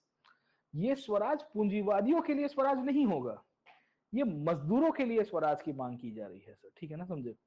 अब इन सब के कारण पूंजीवादियों को क्या होगा सर, है ना, तो आप देखोगे जेआरडी टाटा बैठे हुए थे, पुरुषोत्तम दास ठाकुरदास बैठे हुए थे, जॉन मथाई बाद में आए सर, है ना, समझे, जीडी बिरला बैठे हुए थे, जमनालाल बजाज देखे रहे थे, बोले ये क्या बातें कर रहे हैं सर, हम भी राष्ट्रवादी है, आप तुम ऐसा ऐसा थोड़ी करते हैं sir, carrying on point. Okay, तो इसकी अब बड़ी आयरनी है, कैपिटलिस्ट मूवमेंट को भी पढ़ेंगे थोड़ी देर के बाद।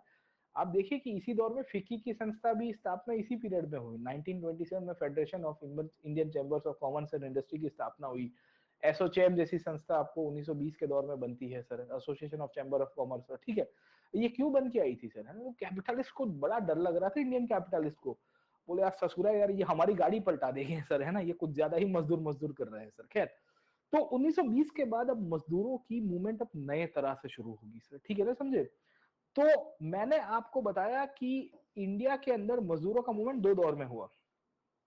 पहला हुआ 1860 से 1900 में, जहां इसका फाउंडेशन रखा गया था, बट इसको ग्रोथ नहीं मिलती है सर, ठीक है ना, समझे, ये बड़ा स्केटर्ड था।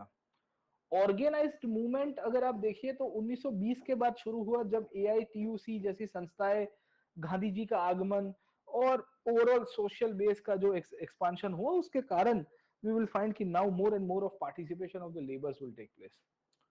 तो मूलतः से कहने की बात यह है मेरी, the fundamental outcome of this whole first phase of the discussions is that कि with the institutionalisation of the Congress we will find कि now good number of trade unions will come into the picture sir, ठीक है ना, समझे। तो मैंने आपको leaders के बारे में बताया, मैंने आपको बताया कि किस किस तरह से नई नई संस्थाएं निकल के आई सर। ओके, अब आप मुझे बताइए सर, है ना, अब जिस तरह से वी विल फाइंड कि मजदूरों का मूवमेंट चल रहा है, सरकार को नुकसान जाएगा कि नहीं जाएगा, और सरकार को नुकसान जाएगा तो सरकार के आपको लग रहा है कि स्वीकारेगी सर, ठीक है, क्योंकि workers not coming into the economic sphere, और उनकी पूरी इकोनॉमी की गड्डी, है ना, रुक जाएगी सर, है ना, तो बड़ा प्रॉब्लम होगा। देखिए, कॉलोनियलिज्म का ऑब्जेक्टिव ही था इकोनॉमिक एक्सप्लॉयटेशन, और ये इकोनॉमिक एक्सप्लॉयटेशन में पहिया जो बेसिकली एक काम करता है पायदल का, वो तो हमारे मजदूर लोग थे। अगर उनके अंदर चेतना आ जाए और उनके अंदर उतना एनलाइटनमेंट आ जाए कि हम आपके साथ कोऑपरेट नहीं करेंगे, तो पूरी ब्रिटिश इकोनॉमी का पहिया रुक जाएगा। आपने देखिए इजराइल में कुछ इश्यू चल रहा है, उसको लेके लोग हड़ताल के ऊपर उतर गए हैं, यू नो दैट सर। बीच में 2 साल पहले इंग्लैंड के अंदर हुआ था, जर्मनी के अंदर हुआ था, वहां के लोगों ने स्ट्राइक कर दी थी इंग्लैंड में, हिथ्रो एयरपोर्ट, पूरी पूरी इंग्लैंड स्ट्राइक के ऊपर गई थी सर। हिथ्रो एयरपोर्ट पूरा ठप हो गया है सर, है ना, हिथ्रो जहां साल के करोड़ों पैसेंजर्स उड़ते हैं और आते हैं जाते हैं सर, ठीक है। तो आप देखिए कि the moment man power decides to go on a strike, everything will come to a standstill, सब कुछ रुक जाएगा सर। ओके, सरकार को बड़ा डर लग रहा है सर। ओके, सरकार को बड़ा डर लग रहा है, बोले ये तो कुछ ज्यादा ही हो गया सर, ठीक है। अब ऊपर से हुआ ये कि 1920s के बाद हमें ये भी देखने को मिलेगा कि ये जो मजदूर की जो आंदोलन है, उसमें अब कुछ कुछ रिवॉल्यूशनरीज और कम्युनिस्ट लोग भी जुड़ेंगे, और वो कहेंगे कि भाई मजदूरों, तुम कब तक छोटा मोटा आंदोलन बना के नारा लगाओगे कि गो बैक, बोले एक ही चीज करनी है। बोले क्या? बोले वहां जो स्टालिन और लेनिन कर रहा है ना, वही चीज हमको करनी है sir. Getting my point? Okay. तो what it will lead to sir? Okay, now the labour and the working class movement will also get a new voice in the form of revolution. बोले क्रांति करनी है। अब छोटी मोटी अर्जी नहीं लिख के भेजनी है कि सर हमारे लिए फैक्ट्री को लेके कानून पास कर दो, सर हम लोग चाहते हैं कि थोड़ी बहुत हमको राइट्स दे दो, सर हम है ना फैक्ट्री के अंदर एसी कैबिन चाहते हैं। नहीं, वो सब नहीं सर, ठीक है ना, समझे? अब आदमी उठता नहीं, उठ जाएगा सर। समझ में आया कि नहीं आपको सर? ठीक है ना, समझे कि ये लोहा पिघाल कर आकार बदल देता है पूरी तरह से। तो कहने की बात ये थी कि now the situation has changed after 1920s, and this is one of the reasons ki when we try to see the labor movement, the changing character of labor movement will come into the picture sir. Okay, 1922-1920 के बाद अब बड़ी मात्रा में हमें देखने को मिलता है कि कांग्रेस के लीडर्स लेबर एसोसिएशंस को, ट्रेड यूनियंस को रिकॉग्नाइज करते हैं और एक हो जाएंगे। जैसे 1922 में गया में कांग्रेस हुई थी, 1922 में, अगर आपको पता होगा, गया कांग्रेस कहते हैं उसको। गया कांग्रेस के अंदर सी आर दास और मोतीलाल नेहरू और बहुत सारे और भी लोग थे सर, है ना, जवाहरलाल नेहरू भी तब आए थे।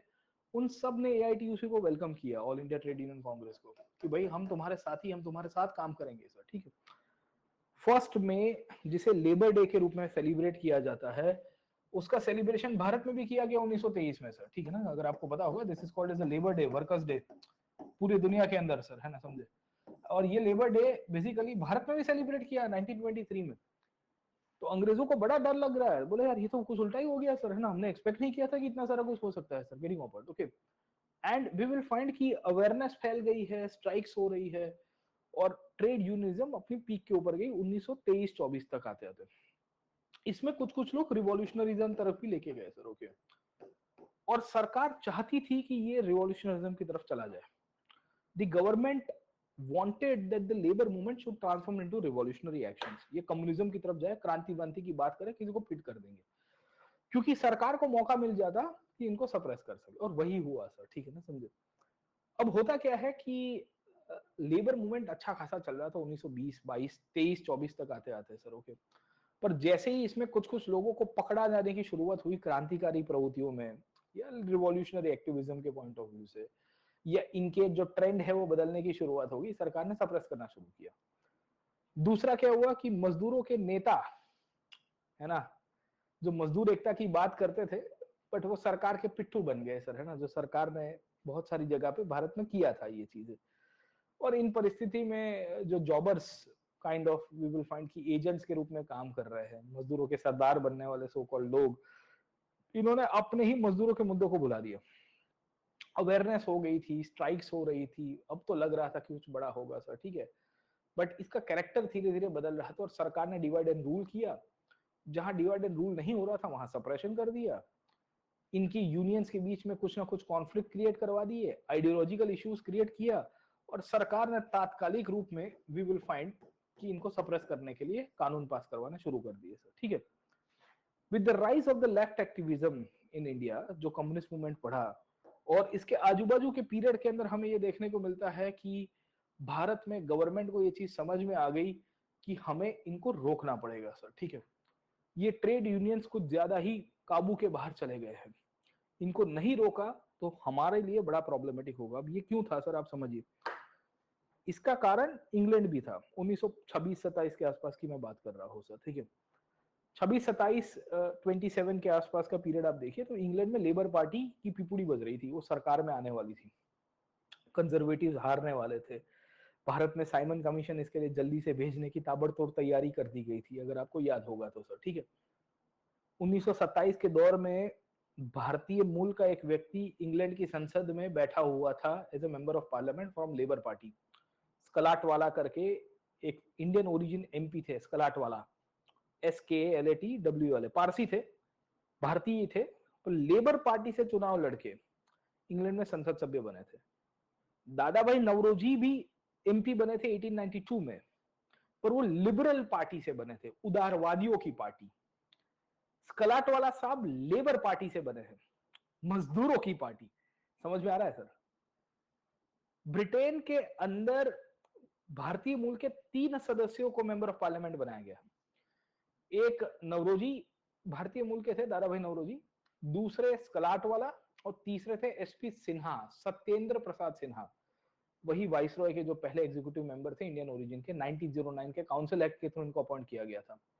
लेटर ऑन बिहार के गवर्नर भी बनाए गए 1920 में, पहले भारतीय मूल के गवर्नर भी बनते हैं, और वो तीसरे भारतीय थे जिनको वहां संसद सदस्यता मिली थी भारत मूल के होने के बाद। तीन ही लोग थे जो इंडियन ओरिजिन को जिनको एमपी बनाया गया था सर। क्या तो लेबर पार्टी का बड़ा दबदबा था, this was a period of labour party, और इंग्लैंड में कंजर्वेटिव्स को डर लग रहा था, है ना, जो उनकी कंजर्वेटिव पार्टी है, दे वर फियरिंग कि कुछ हो जाएगा। तो भारत में इन्होंने बड़ा धौंस मार दिया सर, ठीक है।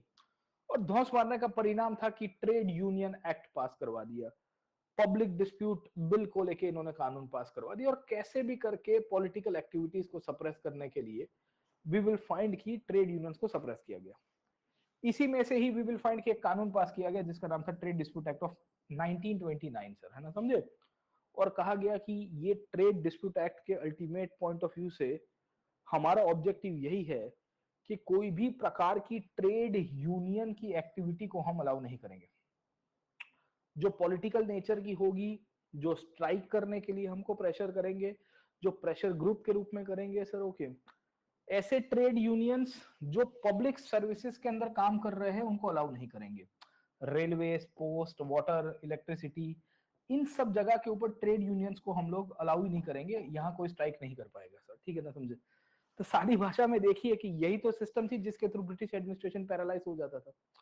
स्ट्राइक करने का अधिकार ले लिया, उसका मतलब क्या है सर, है ना, आप कानूनी रूप से खत्म हो गए, आपके ऊपर क्रिमिनल केसेस हो जाएंगे सर, ठीक है ना, समझे। तो मजदूरों की एकता को दबाने की कोशिश, जो सरकार को डर लग रहा था कि यार कुछ ज्यादा ही हो गया है सर, ठीक है ना, समझे। तो इन परिस्थिति में बड़े बड़े कानून पास किए गए, trade dispute act of 1929, public safety bill करके एक आया था क्रांतिकारियों को दबाने के लिए सर, ठीक है। उसके बावजूद भी हमारे लोग तो चालू ही थे, बोले कोई बात नहीं, तुम्हें जितना भी सप्रेस करना है करो सर, हम तो विद्रोह करेंगे, हम तो ट्रेड यूनियन बनाएंगे, हम तो स्ट्राइक भी करेंगे सर। ये वो दौर था जब टाटास जमशेदपुर में एक्टिव थे, टाटास को बड़ा बिजनेस लॉस हो रहा था क्योंकि स्ट्राइक भी चल रही थी, सैलरी को लेके चल रही थी, और टाटास के ऊपर अंग्रेजों की पॉलिसीज बड़ी डिस्क्रिमिनेटरी रही है सर, ओके।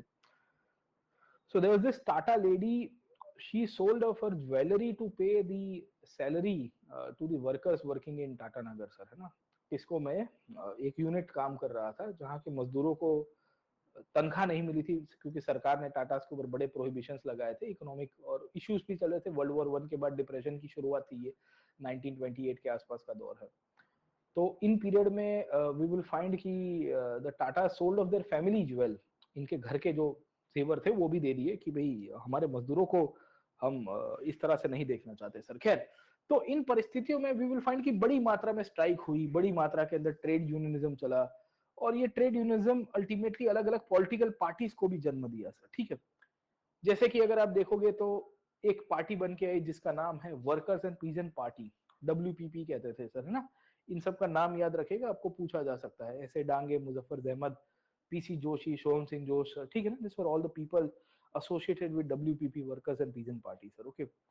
अब सरकार की गेम शुरू हो गई यहाँ से। सरकार ने एक साइड के ऊपर कानून पास किए 1928-29 में, ट्रेड डिस्प्यूट एक्ट और ये सब करके सर, कैसे भी करके गवर्नमेंट चाहती थी कि ट्रेड यूनियंस को खत्म किया जाए।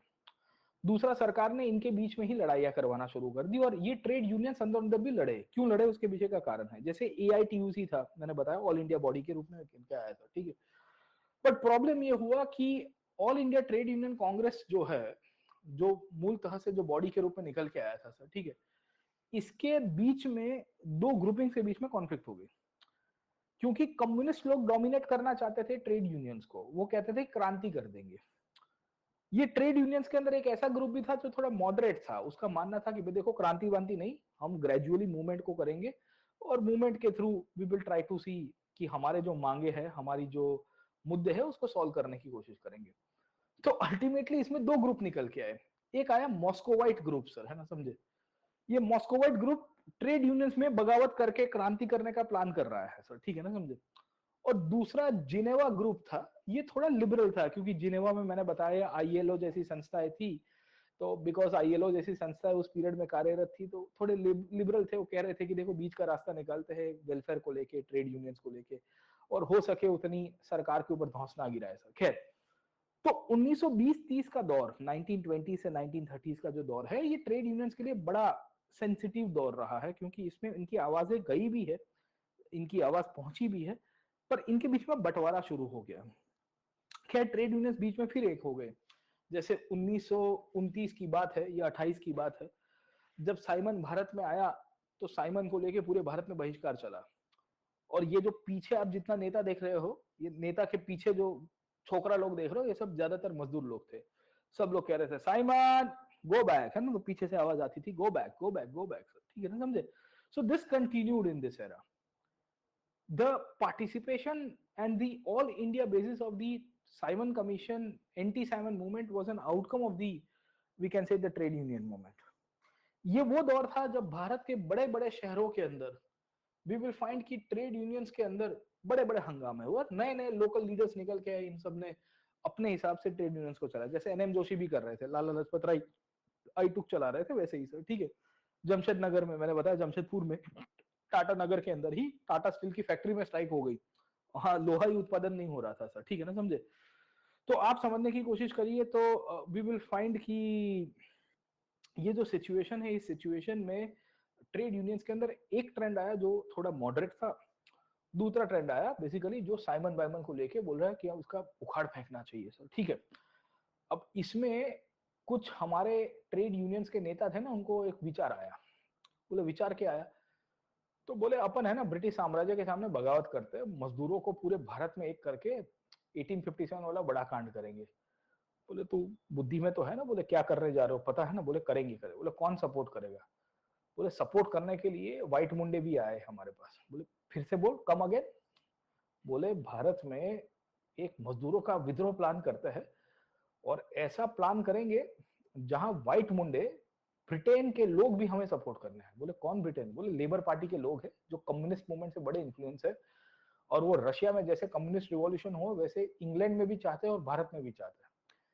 तो इंग्लैंड के अंदर बैठे हुए कुछ कम्युनिस्ट आइडियोलॉजी से ग्रसित लोग, इन्फ्लुएंस लोग, वो भारत में भारतीयों की मदद करने आए हैं। और इन सब लोगों ने भारत के ट्रेड यूनियन और कम्युनिस्ट पार्टी के नेताओं को साथ में किया और कहा कि बड़ा विद्रोह प्लान करेंगे सर, समझे कि नहीं समझे, है ना। अब ये विद्रोह प्लान तो किया था, पर उसके पहले ही ब्रिटिश इंटेलिजेंस को और ब्रिटिश एडमिनिस्ट्रेशन को उसकी गंध आ गई थी। बोले ये कुछ उल्टा हो रहा है सर, है ना, something is going wrong, okay, if you smell what the rock is cooking sir, है ना, समझे। तो इन परिस्थिति में ब्रिटिश एडमिनिस्ट्रेशन और पुलिस इंटेलिजेंस ब्यूरो और सब एक्टिव हुआ, और मेरठ में से कुछ 40 लोगों को पकड़ा, 30 लोगों को पकड़ा था सर, ठीक है ना, मेरठ कॉन्स्पिरेसी केस। ये मेरठ कॉन्स्पिरेसी केस में ये मुजफ्फर अहमद ऐसे डांगे, उसमें शौकत उस्मानी, उसमें दो तीन गोरे भी थे, एक था फिलिप स्प्रैट, एक था ब्रैडली सर, है ना, समझे। ये लोग वो थे जो ब्रिटिश ओरिजिन के लोग थे, और इनको बेसिकली इंग्लैंड की तरफ से भेजा गया था कम्युनिस्ट लीडर्स के द्वारा। और ये लोग प्लान कर रहे थे कि भारत में ट्रेड यूनियन को एक्टिव करके, कम्युनिस्ट मूवमेंट को एक्टिव करके भारत में रिवोल्ट कर दे सर, ठीक है ना, समझे। Can you imagine this part. इनको, ये गोरे लोगों को देख के अंग्रेजों को बड़ा शौक हो गया। बोले यार ये लोग कौन आ गए वे, भारत के लोग विद्रोह करे, समझ में आ रहा है सर, ठीक है ना, समझे। How come the white Mundas are rebelling against us, getting open. तो अंग्रेजों की सरकार ने कानून पास किया, पब्लिक सेफ्टी बिल, है ना। पब्लिक सेफ्टी बिल एक ऐसा कानून था जिसमें व्हाइट या यूरोपियन नागरिक अगर भारत में कोई एंटी गवर्नमेंट एक्टिविटीज में पकड़ा जाता है तो उसको डिपोर्ट, भारत से बाहर भेजने के लिए एक प्रावधान था। There was a clause and there was a provision inside this act, okay. So under this public safety bill इन सबको डिपोर्ट करने का प्लान था। और ये पब्लिक सेफ्टी बिल को लेके फिर भगत सिंह ने उसका विरोध जताया था, ट्रेड डिस्प्यूट एक्ट और पब्लिक सेफ्टी बिल दोनों का। जहां भगत सिंह और बटुकेश्वर दत्त इन दोनों बिल को लेके संसद में गोला मार के आएंगे। दी असेंबली कॉन्स्पिरेसी और द बॉम्ब कॉन्स्पिरेसी केस, अगर आपको पता होगा सर, ठीक है। तो आप देखिए कि इनडायरेक्टली मुद्दा मजदूरों को लेके था, मुद्दा भारत के अंदर मजदूर आंदोलन, लेबर क्लास, वर्किंग क्लास आंदोलन के लेके था, जो रिवॉल्यूशनरी ट्रेंड में कन्वर्ट हो रहा था। And how it is motivating Bhagat Singh to make sure कि मैं ऐसी जगह पे गोला मारूं जिसके कारण ये बिल का प्रोटेस्ट भी हो जाए और हमारा जो मुद्दा है वो भी अंग्रेजों को सुनाई दे। भगत सिंह चाहते थे to make the deaf hear. बोले बहरे लोगों को कान के अंदर गुंज पड़नी चाहिए, बोले ऐसी गुंज हो कि 5 मिनट तक तो वाइसरॉय के कान में टी बाजू में पटाखा फूटता है तो कैसी आवाज आती है सर, ठीक है ना, समझे। तो वैसी थोड़ी आवाज आनी चाहिए जिसके कारण लंदन में बैठे बैठे हुक्मरानों को भी समझ में आए कि वी हैव अराइव्ड, है ना, अब हम आ गए हैं, अब तुम्हारे दिन बड़े कम हो गए हैं सर। खैर, तो इन परिस्थिति में ट्रेड यूनियनिज्म और ट्रेड मूवमेंट जो है ये 1927-28 तक बड़ी मात्रा में चला सर, ठीक है ना, समझे। तो इसी के चक्कर में मेरठ कॉन्स्पिरेसी केस हुआ, साइमन कमीशन को बॉयकॉट किया गया, worker preserve party trade union के बीच में बंटवारा भी हो गया, पर कैसे वैसे करके गाड़ी चल गई सर, ठीक है ना। सरकार ने सबको प्रेशराइज कर दिया कानून वानून पास करके, क्योंकि सरकार ने कहा कि मैं नहीं अलाउ करूंगा तुमको सर, ठीक है। अब देखिए सरकार बड़ी चिंता में थी, सरकार बड़ी चिंता में थी सर, ठीक है ना, समझे। बोले यार ये तो कुछ ज्यादा ही हो रहा है सर, ठीक है ना, समझे। ये ट्रेड यूनियंस और ये रिवॉल्यूशनरी एक्टिविटीज, तो गवर्नमेंट ने देखा कि हमने कानून तो पास कर दिया, ट्रेड डिस्प्यूट एक्ट, टीडीए कहते हैं, टीडीए ऑफ 1929, उसके ऊपर ऑलरेडी सवाल आ चुका है bye the way, trade dispute act के ऊपर सर, ठीक है, के आसपास का पीरियड है सर, ओके। भारत में ट्रेड यूनियनिज्म को दबाने के लिए सरकार ने साम दाम दंड भेद सब कुछ उपयोग कर दिया। कम्युनिस्ट मूवमेंट को वो जेल में डाल दिया, वो मेरठ कॉन्स्पिरेसी के क्रांतिकारी जो मजदूरों की उपयोग करने की कोशिश कर रहे थे उनको उठवा दिया सर, ओके ना, समझे। अब सवाल ये आ रहा है, now the second question comes into the picture, is that की गवर्नमेंट अब क्या करेगी। तो ब्रिटिश सरकार की एक पॉलिसी थी कैरेट एंड स्टिक की पॉलिसी, अगर आप याद करिए, और कैरेट एंड स्टिक की जो पॉलिसी है उसके अंदर बड़ी क्लियर कट थी कि अगर हमने लाठी चलाई है तो गाजर भी देना पड़ेगा। तो सरकार ने कहा कि मजदूर तुम चिंता मत करो, हम तुम्हारे प्रति संवेदनशील है। बोले क्यों, बोले मैं भी मजदूर हूं। तो वी विल फाइंड 1928 में लेबर पार्टी की सरकार आ गई थी, राम से मैकडोनल्ड प्राइम मिनिस्टर बन चुका था सर, है ना, समझे, मेरा नंबर वन। उसने भारत के अंदर भी साइमन कमीशन तब आया था, तो उसमें भी लेबर पार्टी के एक लीडर को भेजा था, Clement Attlee. Clement Attlee Britain का प्राइम मिनिस्टर बना, उसके पहले वी विल फाइंड कि साइमन कमीशन का सदस्य बन के भारत में आया था। He came to India as a member of Simon commission, he was second after Simon commission, 2IC था, है ना, deputy leader of the Simon commission था। तो 1928 में लेबर पार्टी की सरकार बन चुकी है, कंजर्वेटिव हार चुके हैं, तो मेरा नंबर वन वहां बैठा हुआ बोल रहा है मैकडोनल्ड कि भाई मैं भारत के लिए बड़ा चिंतित हूं, भारत के मजदूरों के लिए मुझे आवाज उठानी है, मैं उनके लिए कानून पास करने के लिए अब मैं नहीं जाऊंगा, बहुत सारे कानून हमारी सरकार के द्वारा पास किए गए हैं, मैं उनके लिए कुछ रिफॉर्म्स चाहता हूं सर, ठीक है ना, समझे। तो एक कमीशन भेजा गया, देखिए साइमन कमीशन अलग से आया था, मजदूरों के लिए एक कमीशन आया सर, है ना। किसने सोचा था, who would have thought in 1929 a royal commission on labor will be sent to India just because वहां लेबर पार्टी की सरकार है। कोइंसिडेंस था, एक साजिश का पार्ट भी मीन सकते हो सर, ठीक है ना, गेटिंग ओवर, याद रखेगा, पूछा जा सकता है यहाँ से, जैसे ट्रेड डिस्प्यूट एक्ट के ऊपर सवाल आया था वैसे ही sir, okay. So they can ask you a question on what is the trade labour commission, ये कब कब आया था, किसके कार्यकाल में आया था सर, ठीक है ना, समझे। एंड इसको कहा गया कि तुम जाके सॉल्यूशन लाओ।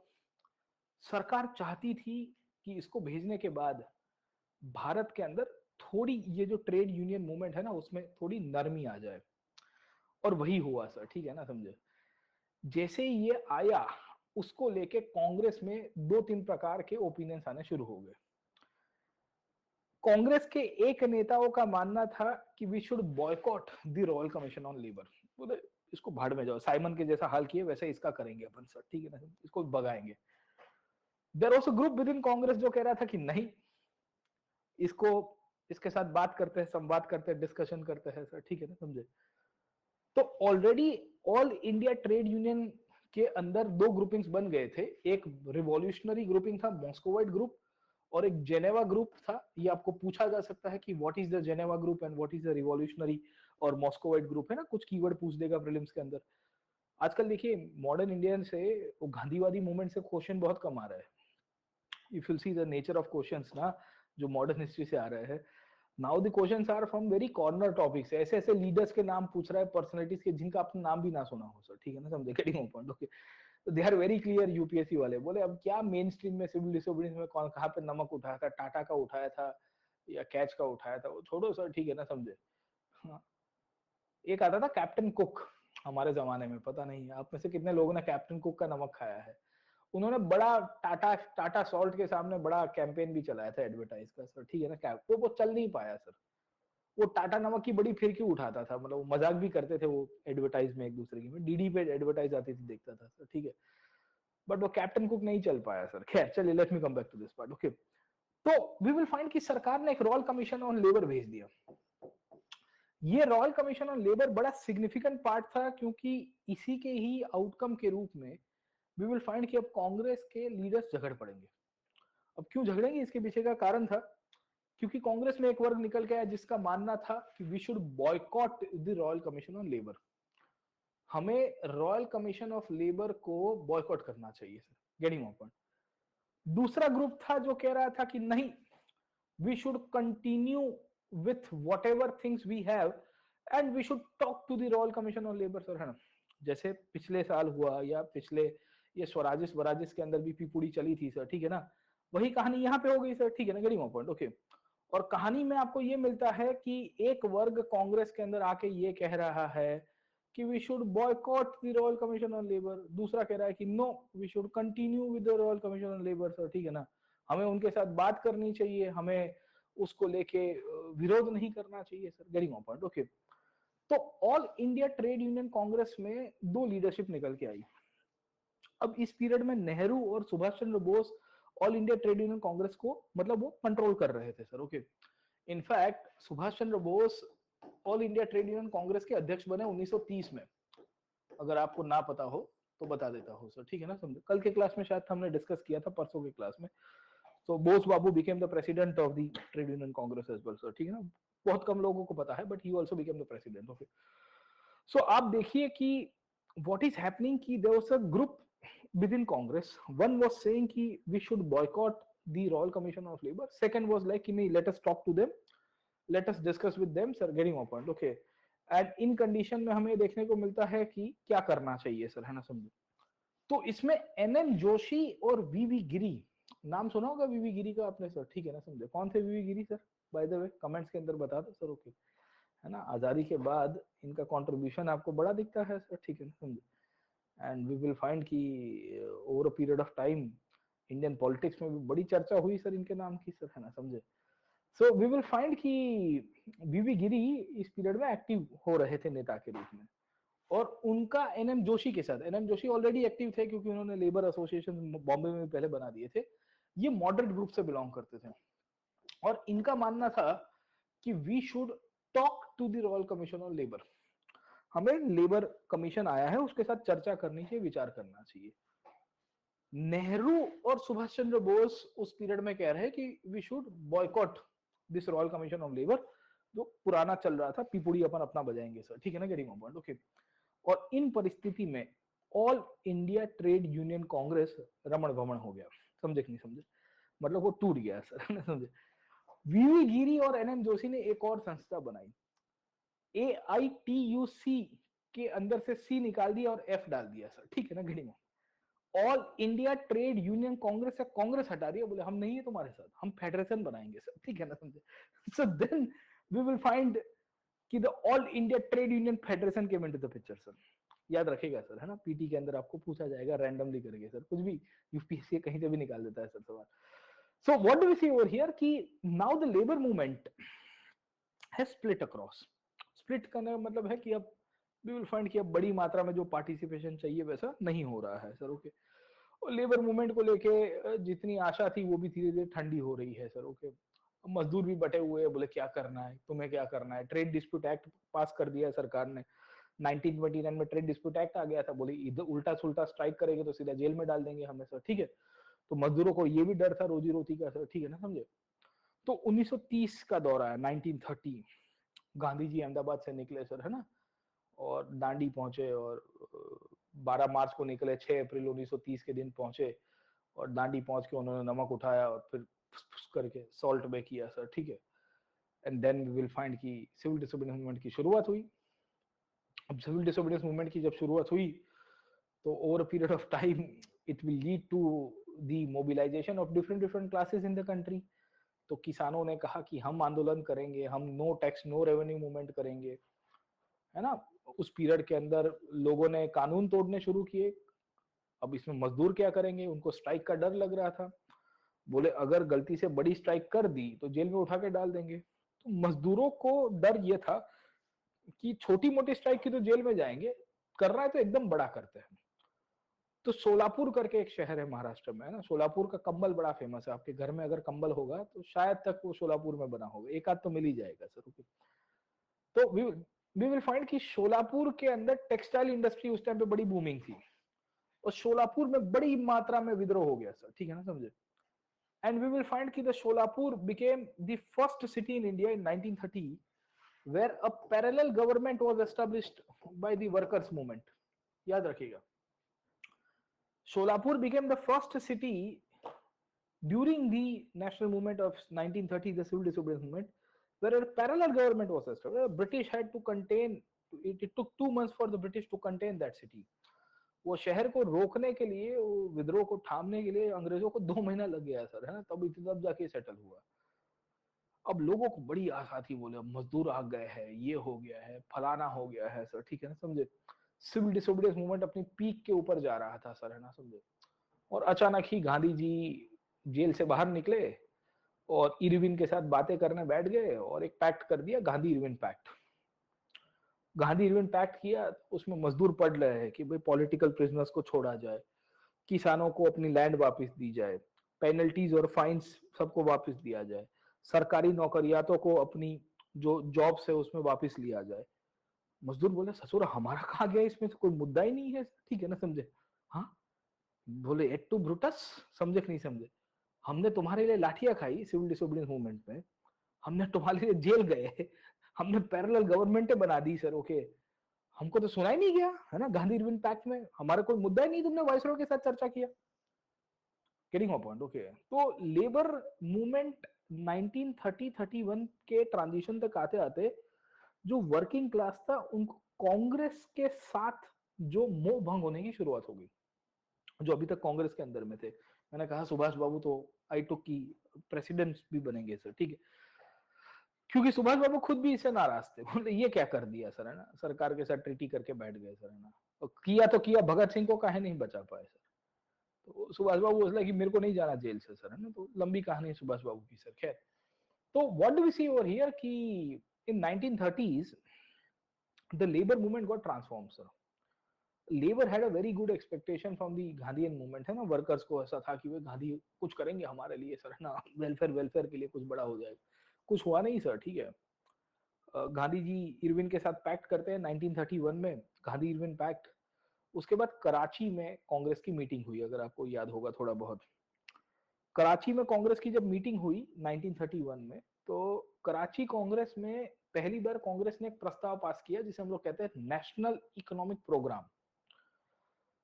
नेशनल इकोनॉमिक प्रोग्राम में वर्कर्स के लिए एक उम्मीद की आशा आई। Getting on point, okay. And we will find कि in 1931 when the congress had passed away the Karachi, or they had passed the national economic program under the leadership of Vallabhbhai Patel, we will find कि the workers now still had a hope कि कुछ हमारे लिए अच्छा होगा, कुछ हमारे लिए अच्छी बातें की जा रही है। इनफैक्ट वर्कर्स के कुछ लोगों को राउंड टेबल कॉन्फ्रेंस में भी बुलाया गया, बोले आओ तुम लंदन सर, है ना, वर्कर मूवमेंट को, बोले हाँ तुम्हारा भी आवाज सुनेंगे, मजदूर लोग, हमारी भी पार्टी मजदूरों की है, बोले तुम पर हमारे जैसे दिखते नहीं हो, बोले हम सूट बूट वाले वर्कर है सर, ठीक है, वहां इंग्लैंड में लेबर पार्टी है, बट देन वो सूट बूट में घूमती है, बेचारा हमारा मजदूर पहचान में ना है वैसा सर, ठीक है ना, समझे, गेटिंग ऑन, ओके। वो सूट बूट वाली थी ना लेबर पार्टी सर, खैर। तो इन परिस्थिति में हमारा लेबर मूवमेंट थोड़ा डिप हो गया। डिप होने का मतलब ये है कि अब कोई बड़ी मात्रा में 1930 के दौर में पार्टिसिपेशन नहीं होता है सर, गेटिंग ऑन, ओके। दूसरा ये हुआ कि लेबर मूवमेंट को सबसे ज्यादा किसी ने सपोर्ट किया था, वो कम्युनिस्ट ने किया था 1930 के दौर में, और सरकार ने कम्युनिस्टों को दबा दिया था, मतलब उनकी तो टाइट करके रखी थी, ना, सबको उठा उठा के काला पानी भेज रहे थे। तो इन सब परिस्थिति में 1930 के मिड तक का पीरियड, 1930s का जो पीरियड है, और अप टिल 1935 30 39 तक अगर आप देखोगे तो there was a dip in the working class movement. Dip का मतलब है कि वो थोड़ा कमजोर हो गया, मतलब वो जिस तरह से मूवमेंट उसका चलना चाहिए उस तरह से नहीं हो पाया sir, okay. So suddenly there was a dip, there was a lull in the national movement, in the labor participation. यहाँ भारत के अंदर भी हंगामा हो रहा है। सरकार बड़ी शानी थी, सरकार ने 1932 में ये वर्किंग क्लास मूवमेंट को खत्म करने के लिए वो कम्युनल इलेक्टोरेट्स डिक्लेयर किए थे, अगर आपको याद होगा तो। Under the communal electorates Ramsay McDonald ने डिप्रेस क्लासेस को सेपरेट इलेक्टोरेट्स दिए थे। इसमें लेबर के लिए भी आपको ना पता हो तो सेपरेट इलेक्टोरेट्स डाले गए थे। अगर आप 1932 के कानून को देखोगे, 1932 के कम्युनल अवार्ड्स को देखोगे, मैकडोनाल्ड अवार्ड कहते हैं उसको, उसमें वुमेन रिप्रेजेंटेशन के लिए भी सेपरेट इलेक्टोरेट्स थे। even workers were also given some seats in certain quotas, okay, not all seats, okay, but there was some percentage of labor workers who were accorded some kind of separate quota because they realized this part कि यार ये तो बड़ा ना निकल जाए। तो इन सब कंडीशन में गवर्नमेंट की पॉलिसीज और ओवरऑल हमें देखने को मिलता है कि कांग्रेस की जो लीडरशिप के इश्यूज थे, और ओवरऑल वी विल सी कि नेशनल मूवमेंट ठंडा हो गया था। अगर आपको ये पता होगा 1930 से 40 के बीच में राउंड टेबल कॉन्फ्रेंसेस में गांधी को बुलाया गया और गांधी वापिस आया, छोटा मोटा आंदोलन किया, बट नेशनल मूवमेंट भी ठंडा था। लेबर मूवमेंट इंडिपेंडेंटली तो चलेगा नहीं sir, okay. Labour movement was actually sub part of the national movement ना, वर्किंग क्लास मूवमेंट जो था, trade unionism. So it was bound to we can say reduce the impact उसकी जो है। तो अब बैठे बैठे क्या करें सर, समझे, मजदूरों को भी लग रहा था कि हमारे लिए कोई बोल नहीं रहा है, कांग्रेस भी सोच रही थी हमें क्या करना चाहिए सर, ठीक है। कांग्रेस को विचार आया आफ्टर 1935-1936, जहां इनकी पहली बार सरकारें बनी 1937 में, अगर आपको पता होगा 1937 में।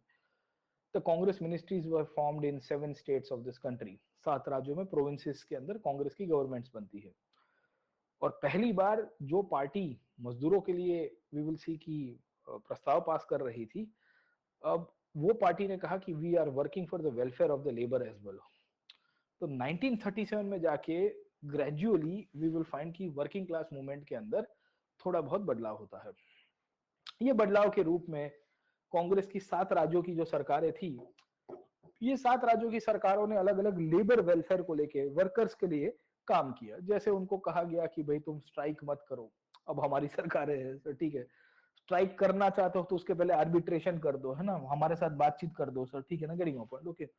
हाँ, आपके ओनरों के साथ कन्फ्लिक्ट हो रहे हैं तो अब हम तुम्हें सॉल्यूशन देंगे सर, है ना, समझे भाई। आवाज आ रही है क्या सर? हाँ, बीच में चला गया था क्या सर? ओके, चला गया था, चला गया था ना सर, ठीक है। नहीं चला गया था, मेरे को लगा चला गया था, अंधेरा आ गया था सर, ठीक। ऐसा अभी क्या नया इंटरफेस है तो समझ में नहीं आता सर, ओके सर।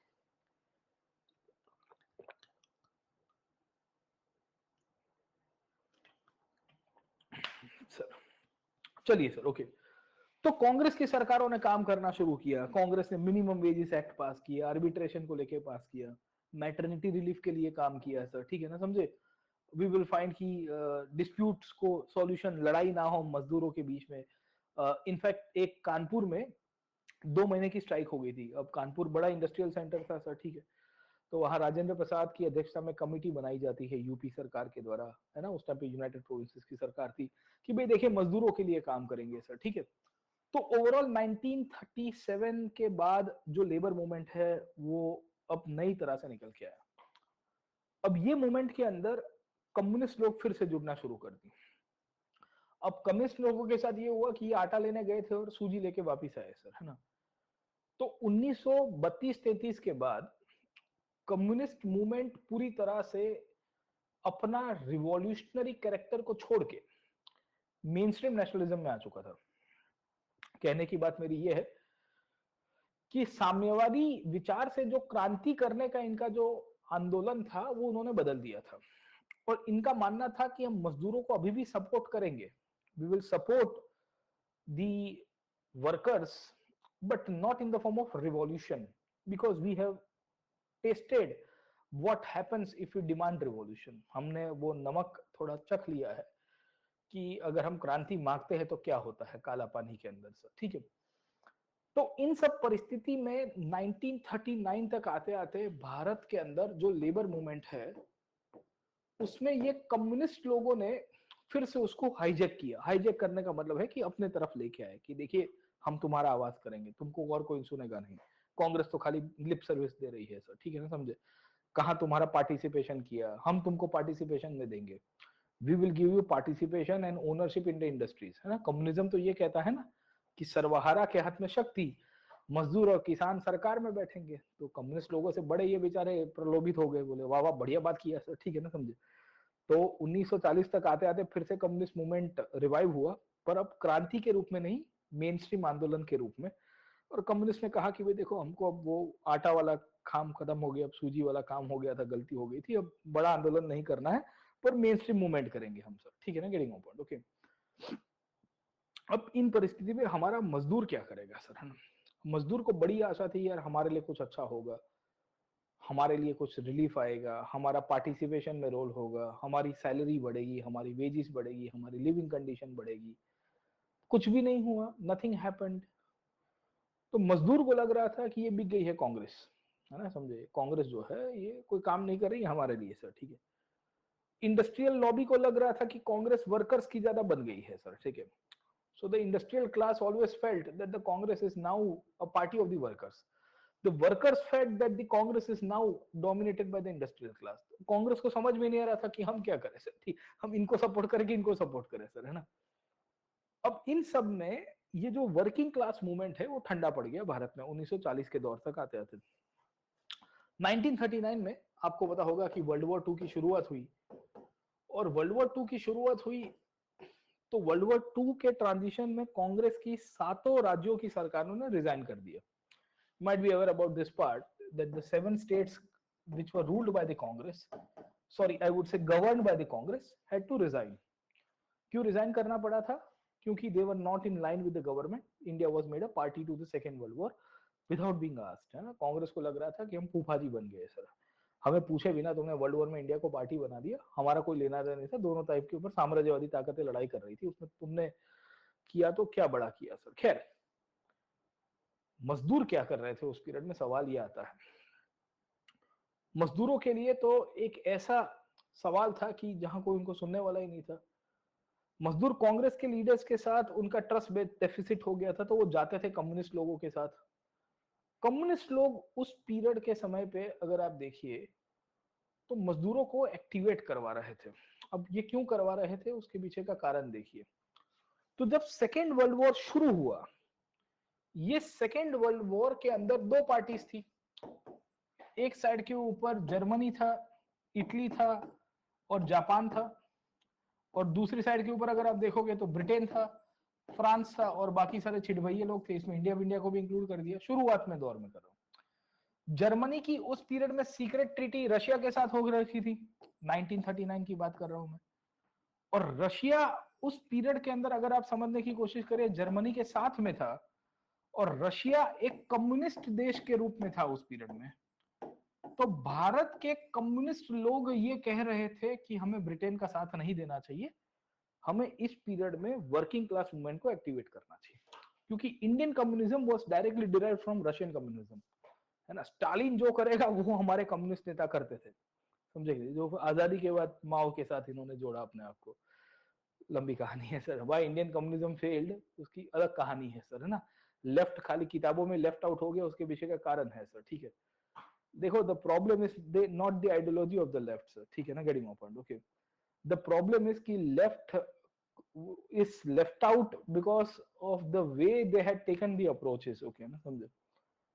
तो उसमें भारत का जो कम्युनिस्ट मूवमेंट जो वर्किंग क्लास को मोटिवेट कर रहा है, वो उस पीरियड में जर्मनी और रशिया दोनों साथ में थे, और ये दोनों ब्रिटेन के सामने इनडायरेक्टली लड़ रहे थे।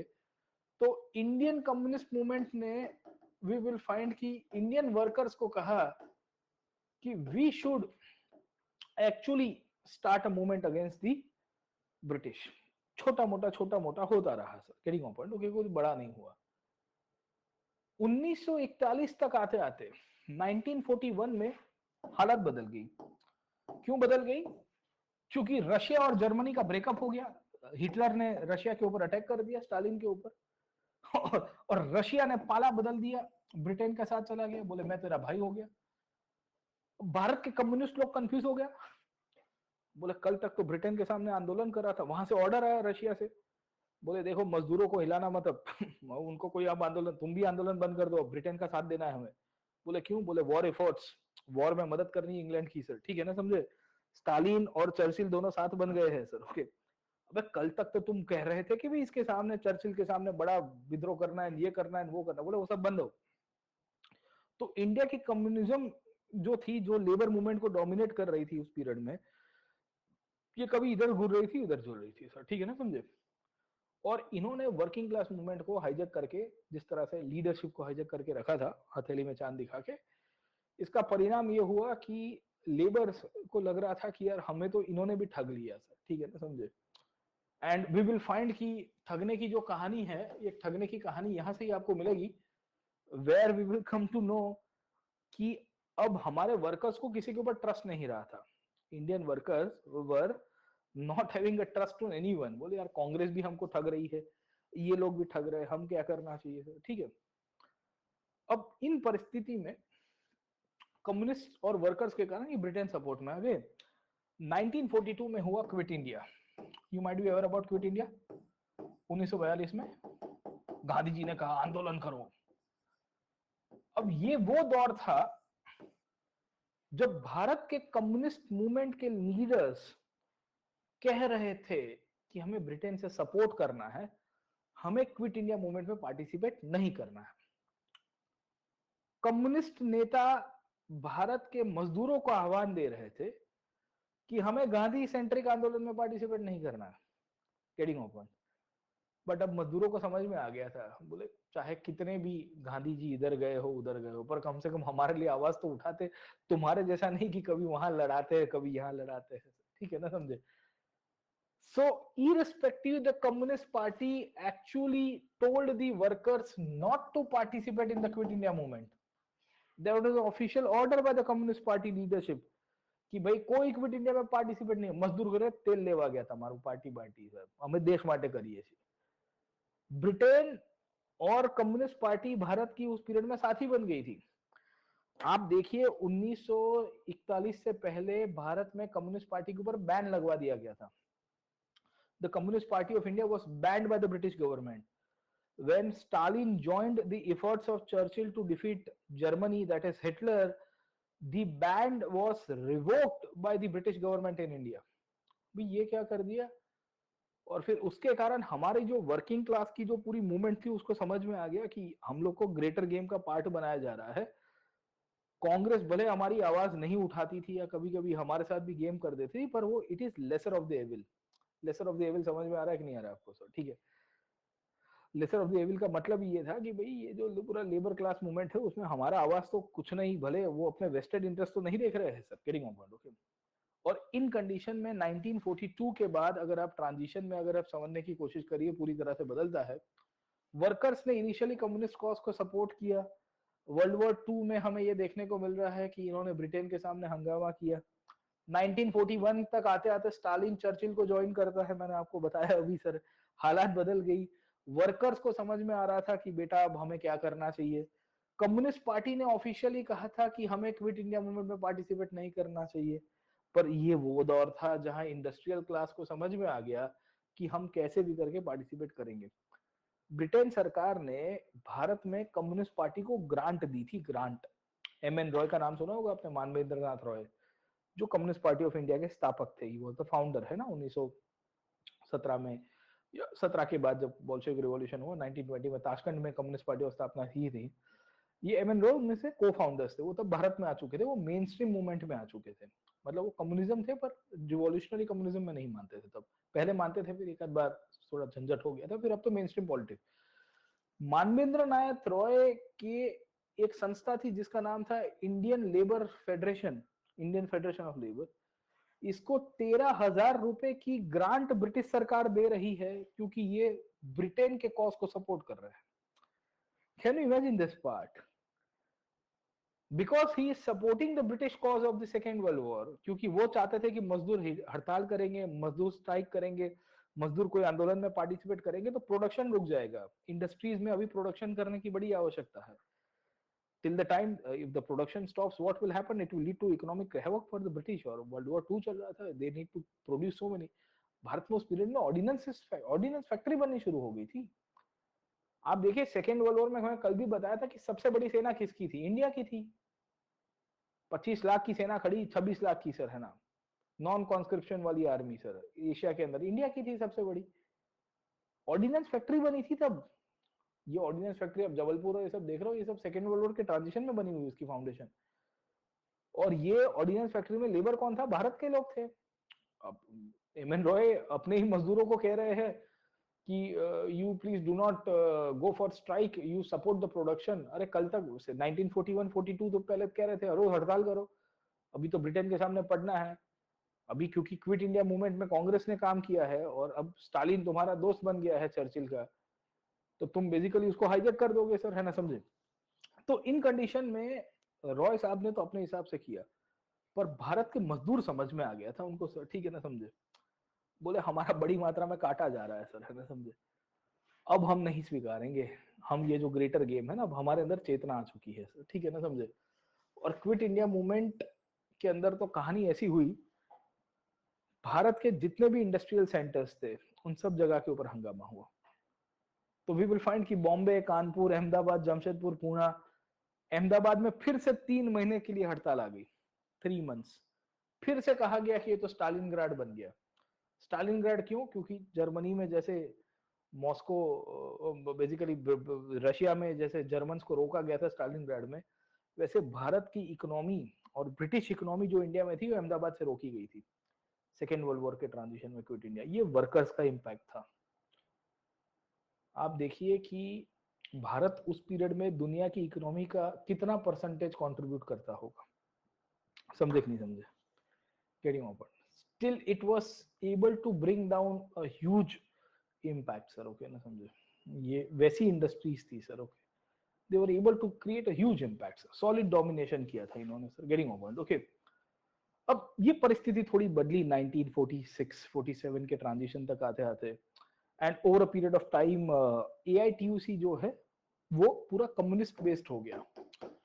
और एआईटीयूसी कम्युनिस्ट बेस्ड हो गया तो कांग्रेस कहती है कि हमारे मजदूरों की पार्टी तो होनी चाहिए ना सर। बोले क्या करेंगे? बोले हम बनाएंगे इंटुक। बोले क्या बनाएंगे? इंटुक। बोले ये क्या है? बोले Indian national trade union Congress. Getting my point. अभी दोनों चल रही हैं। एआईटीयूसी भी स्टिल वर्किंग है, वो कम्युनिस्ट पार्टी के साथ अलाइंड है, लाल सलाम लाल झंडे वाली है। इंटुक जो है वो Indian national trade union Congress अभी भी कांग्रेस का ऑफिशियल नाम है। ये वल्लभ भाई पटेल ने उस पीरियड में उसको फाउंडेशन किया था, 1944 में उन्होंने किया सर, ओके। क्योंकि एआईटीयूसी पूरी वो कम्युनिस्ट सेंट्रिक हो गई थी इसके लिए। और इन कंडीशन में workers participation continued up till 1945-46। In fact RIN mutiny को सक्सेसफुल किसी ने किया है तो वो भी मजदूरों ने किया है सर, ठीक है। अब बड़े एक हिडन वॉइस के रूप में रहे हैं क्योंकि वो दिखते नहीं थे कभी, पर उन्होंने अंग्रेजों को बहुत बार एहसास कराया है कि अगर वो काम करना बंद कर दे तो what it will lead to British economy sir, है ना। ब्रिटिश अर्थव्यवस्था, ब्रिटिश शासन व्यवस्था पूरी तरह से ठप हो जाती थी। और बड़ी सारी स्ट्राइक की सर। 1930 में प्लांटेशन सेक्टर में स्ट्राइक की गई, रेलवेज में स्ट्राइक की गई सर, है ना। आप देखो सिविल डिसोबीडियंस मूवमेंट में एक दौर ऐसा नहीं रहा है जहां मजदूरों को बड़े बड़े भोले लोग थे सर, ठीक है ना। बोले नहीं, हमारे मांगे कांग्रेस सेंट्रिक लीडर्स पूरी करेंगे, हमें कोई दिक्कत नहीं है सर, ठीक है। तो इन कंडीशन में लेबर पार्टी या बेसिकली जो लेबर ऑर्गेनाइजेशन है भारत में, ट्रेड यूनियंस की जो स्थापना की गई है, उनकी अपनी आवाज है। इनफैक्ट इसी के कारण इनकी आवाज कंटिन्यू रहे आजादी के बाद। हमने डीपीएसपी में भी फिर इनको वॉइस दिया सर, ठीक है ना, समझे।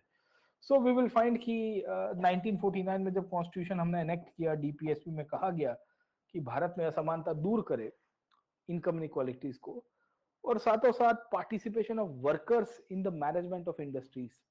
समझे कि नहीं समझे। आज की बात अलग है क्योंकि आज हम लोग कैपिटलिज्म के दौर में जी रहे हैं, और कैपिटलिज्म के दौर के अंदर आपको एक चीज देखने को मिलेगी कि वो नहीं चाहते हैं कि मजदूरों को ज्यादा आवाज मिले या उनको ज्यादा सुना जाए सर, ठीक है ना। Getting my point, okay. But then irrespective of whatever we do see in this aspect sir, ठीक है ना, हम ये कह सकते हैं कि जो लेबर मूवमेंट है, ये labour movement has contributed to the national movement in a very big way sir, ठीक है।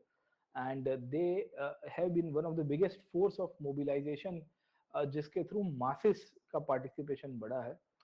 No doubt they had flip flops, no doubt they had been kind of आप देखिएगा तो उनका कभी उपयोग किया गया, कभी इधर उधर की बातें की गई, बट रियलिटी में ये है कि भाई they contributed in their own way sir, okay. And this is one of the reasons कि it was not only a singular movement sir, okay, it was more than single voice who actually strengthen and enrich the nationalist movement sir।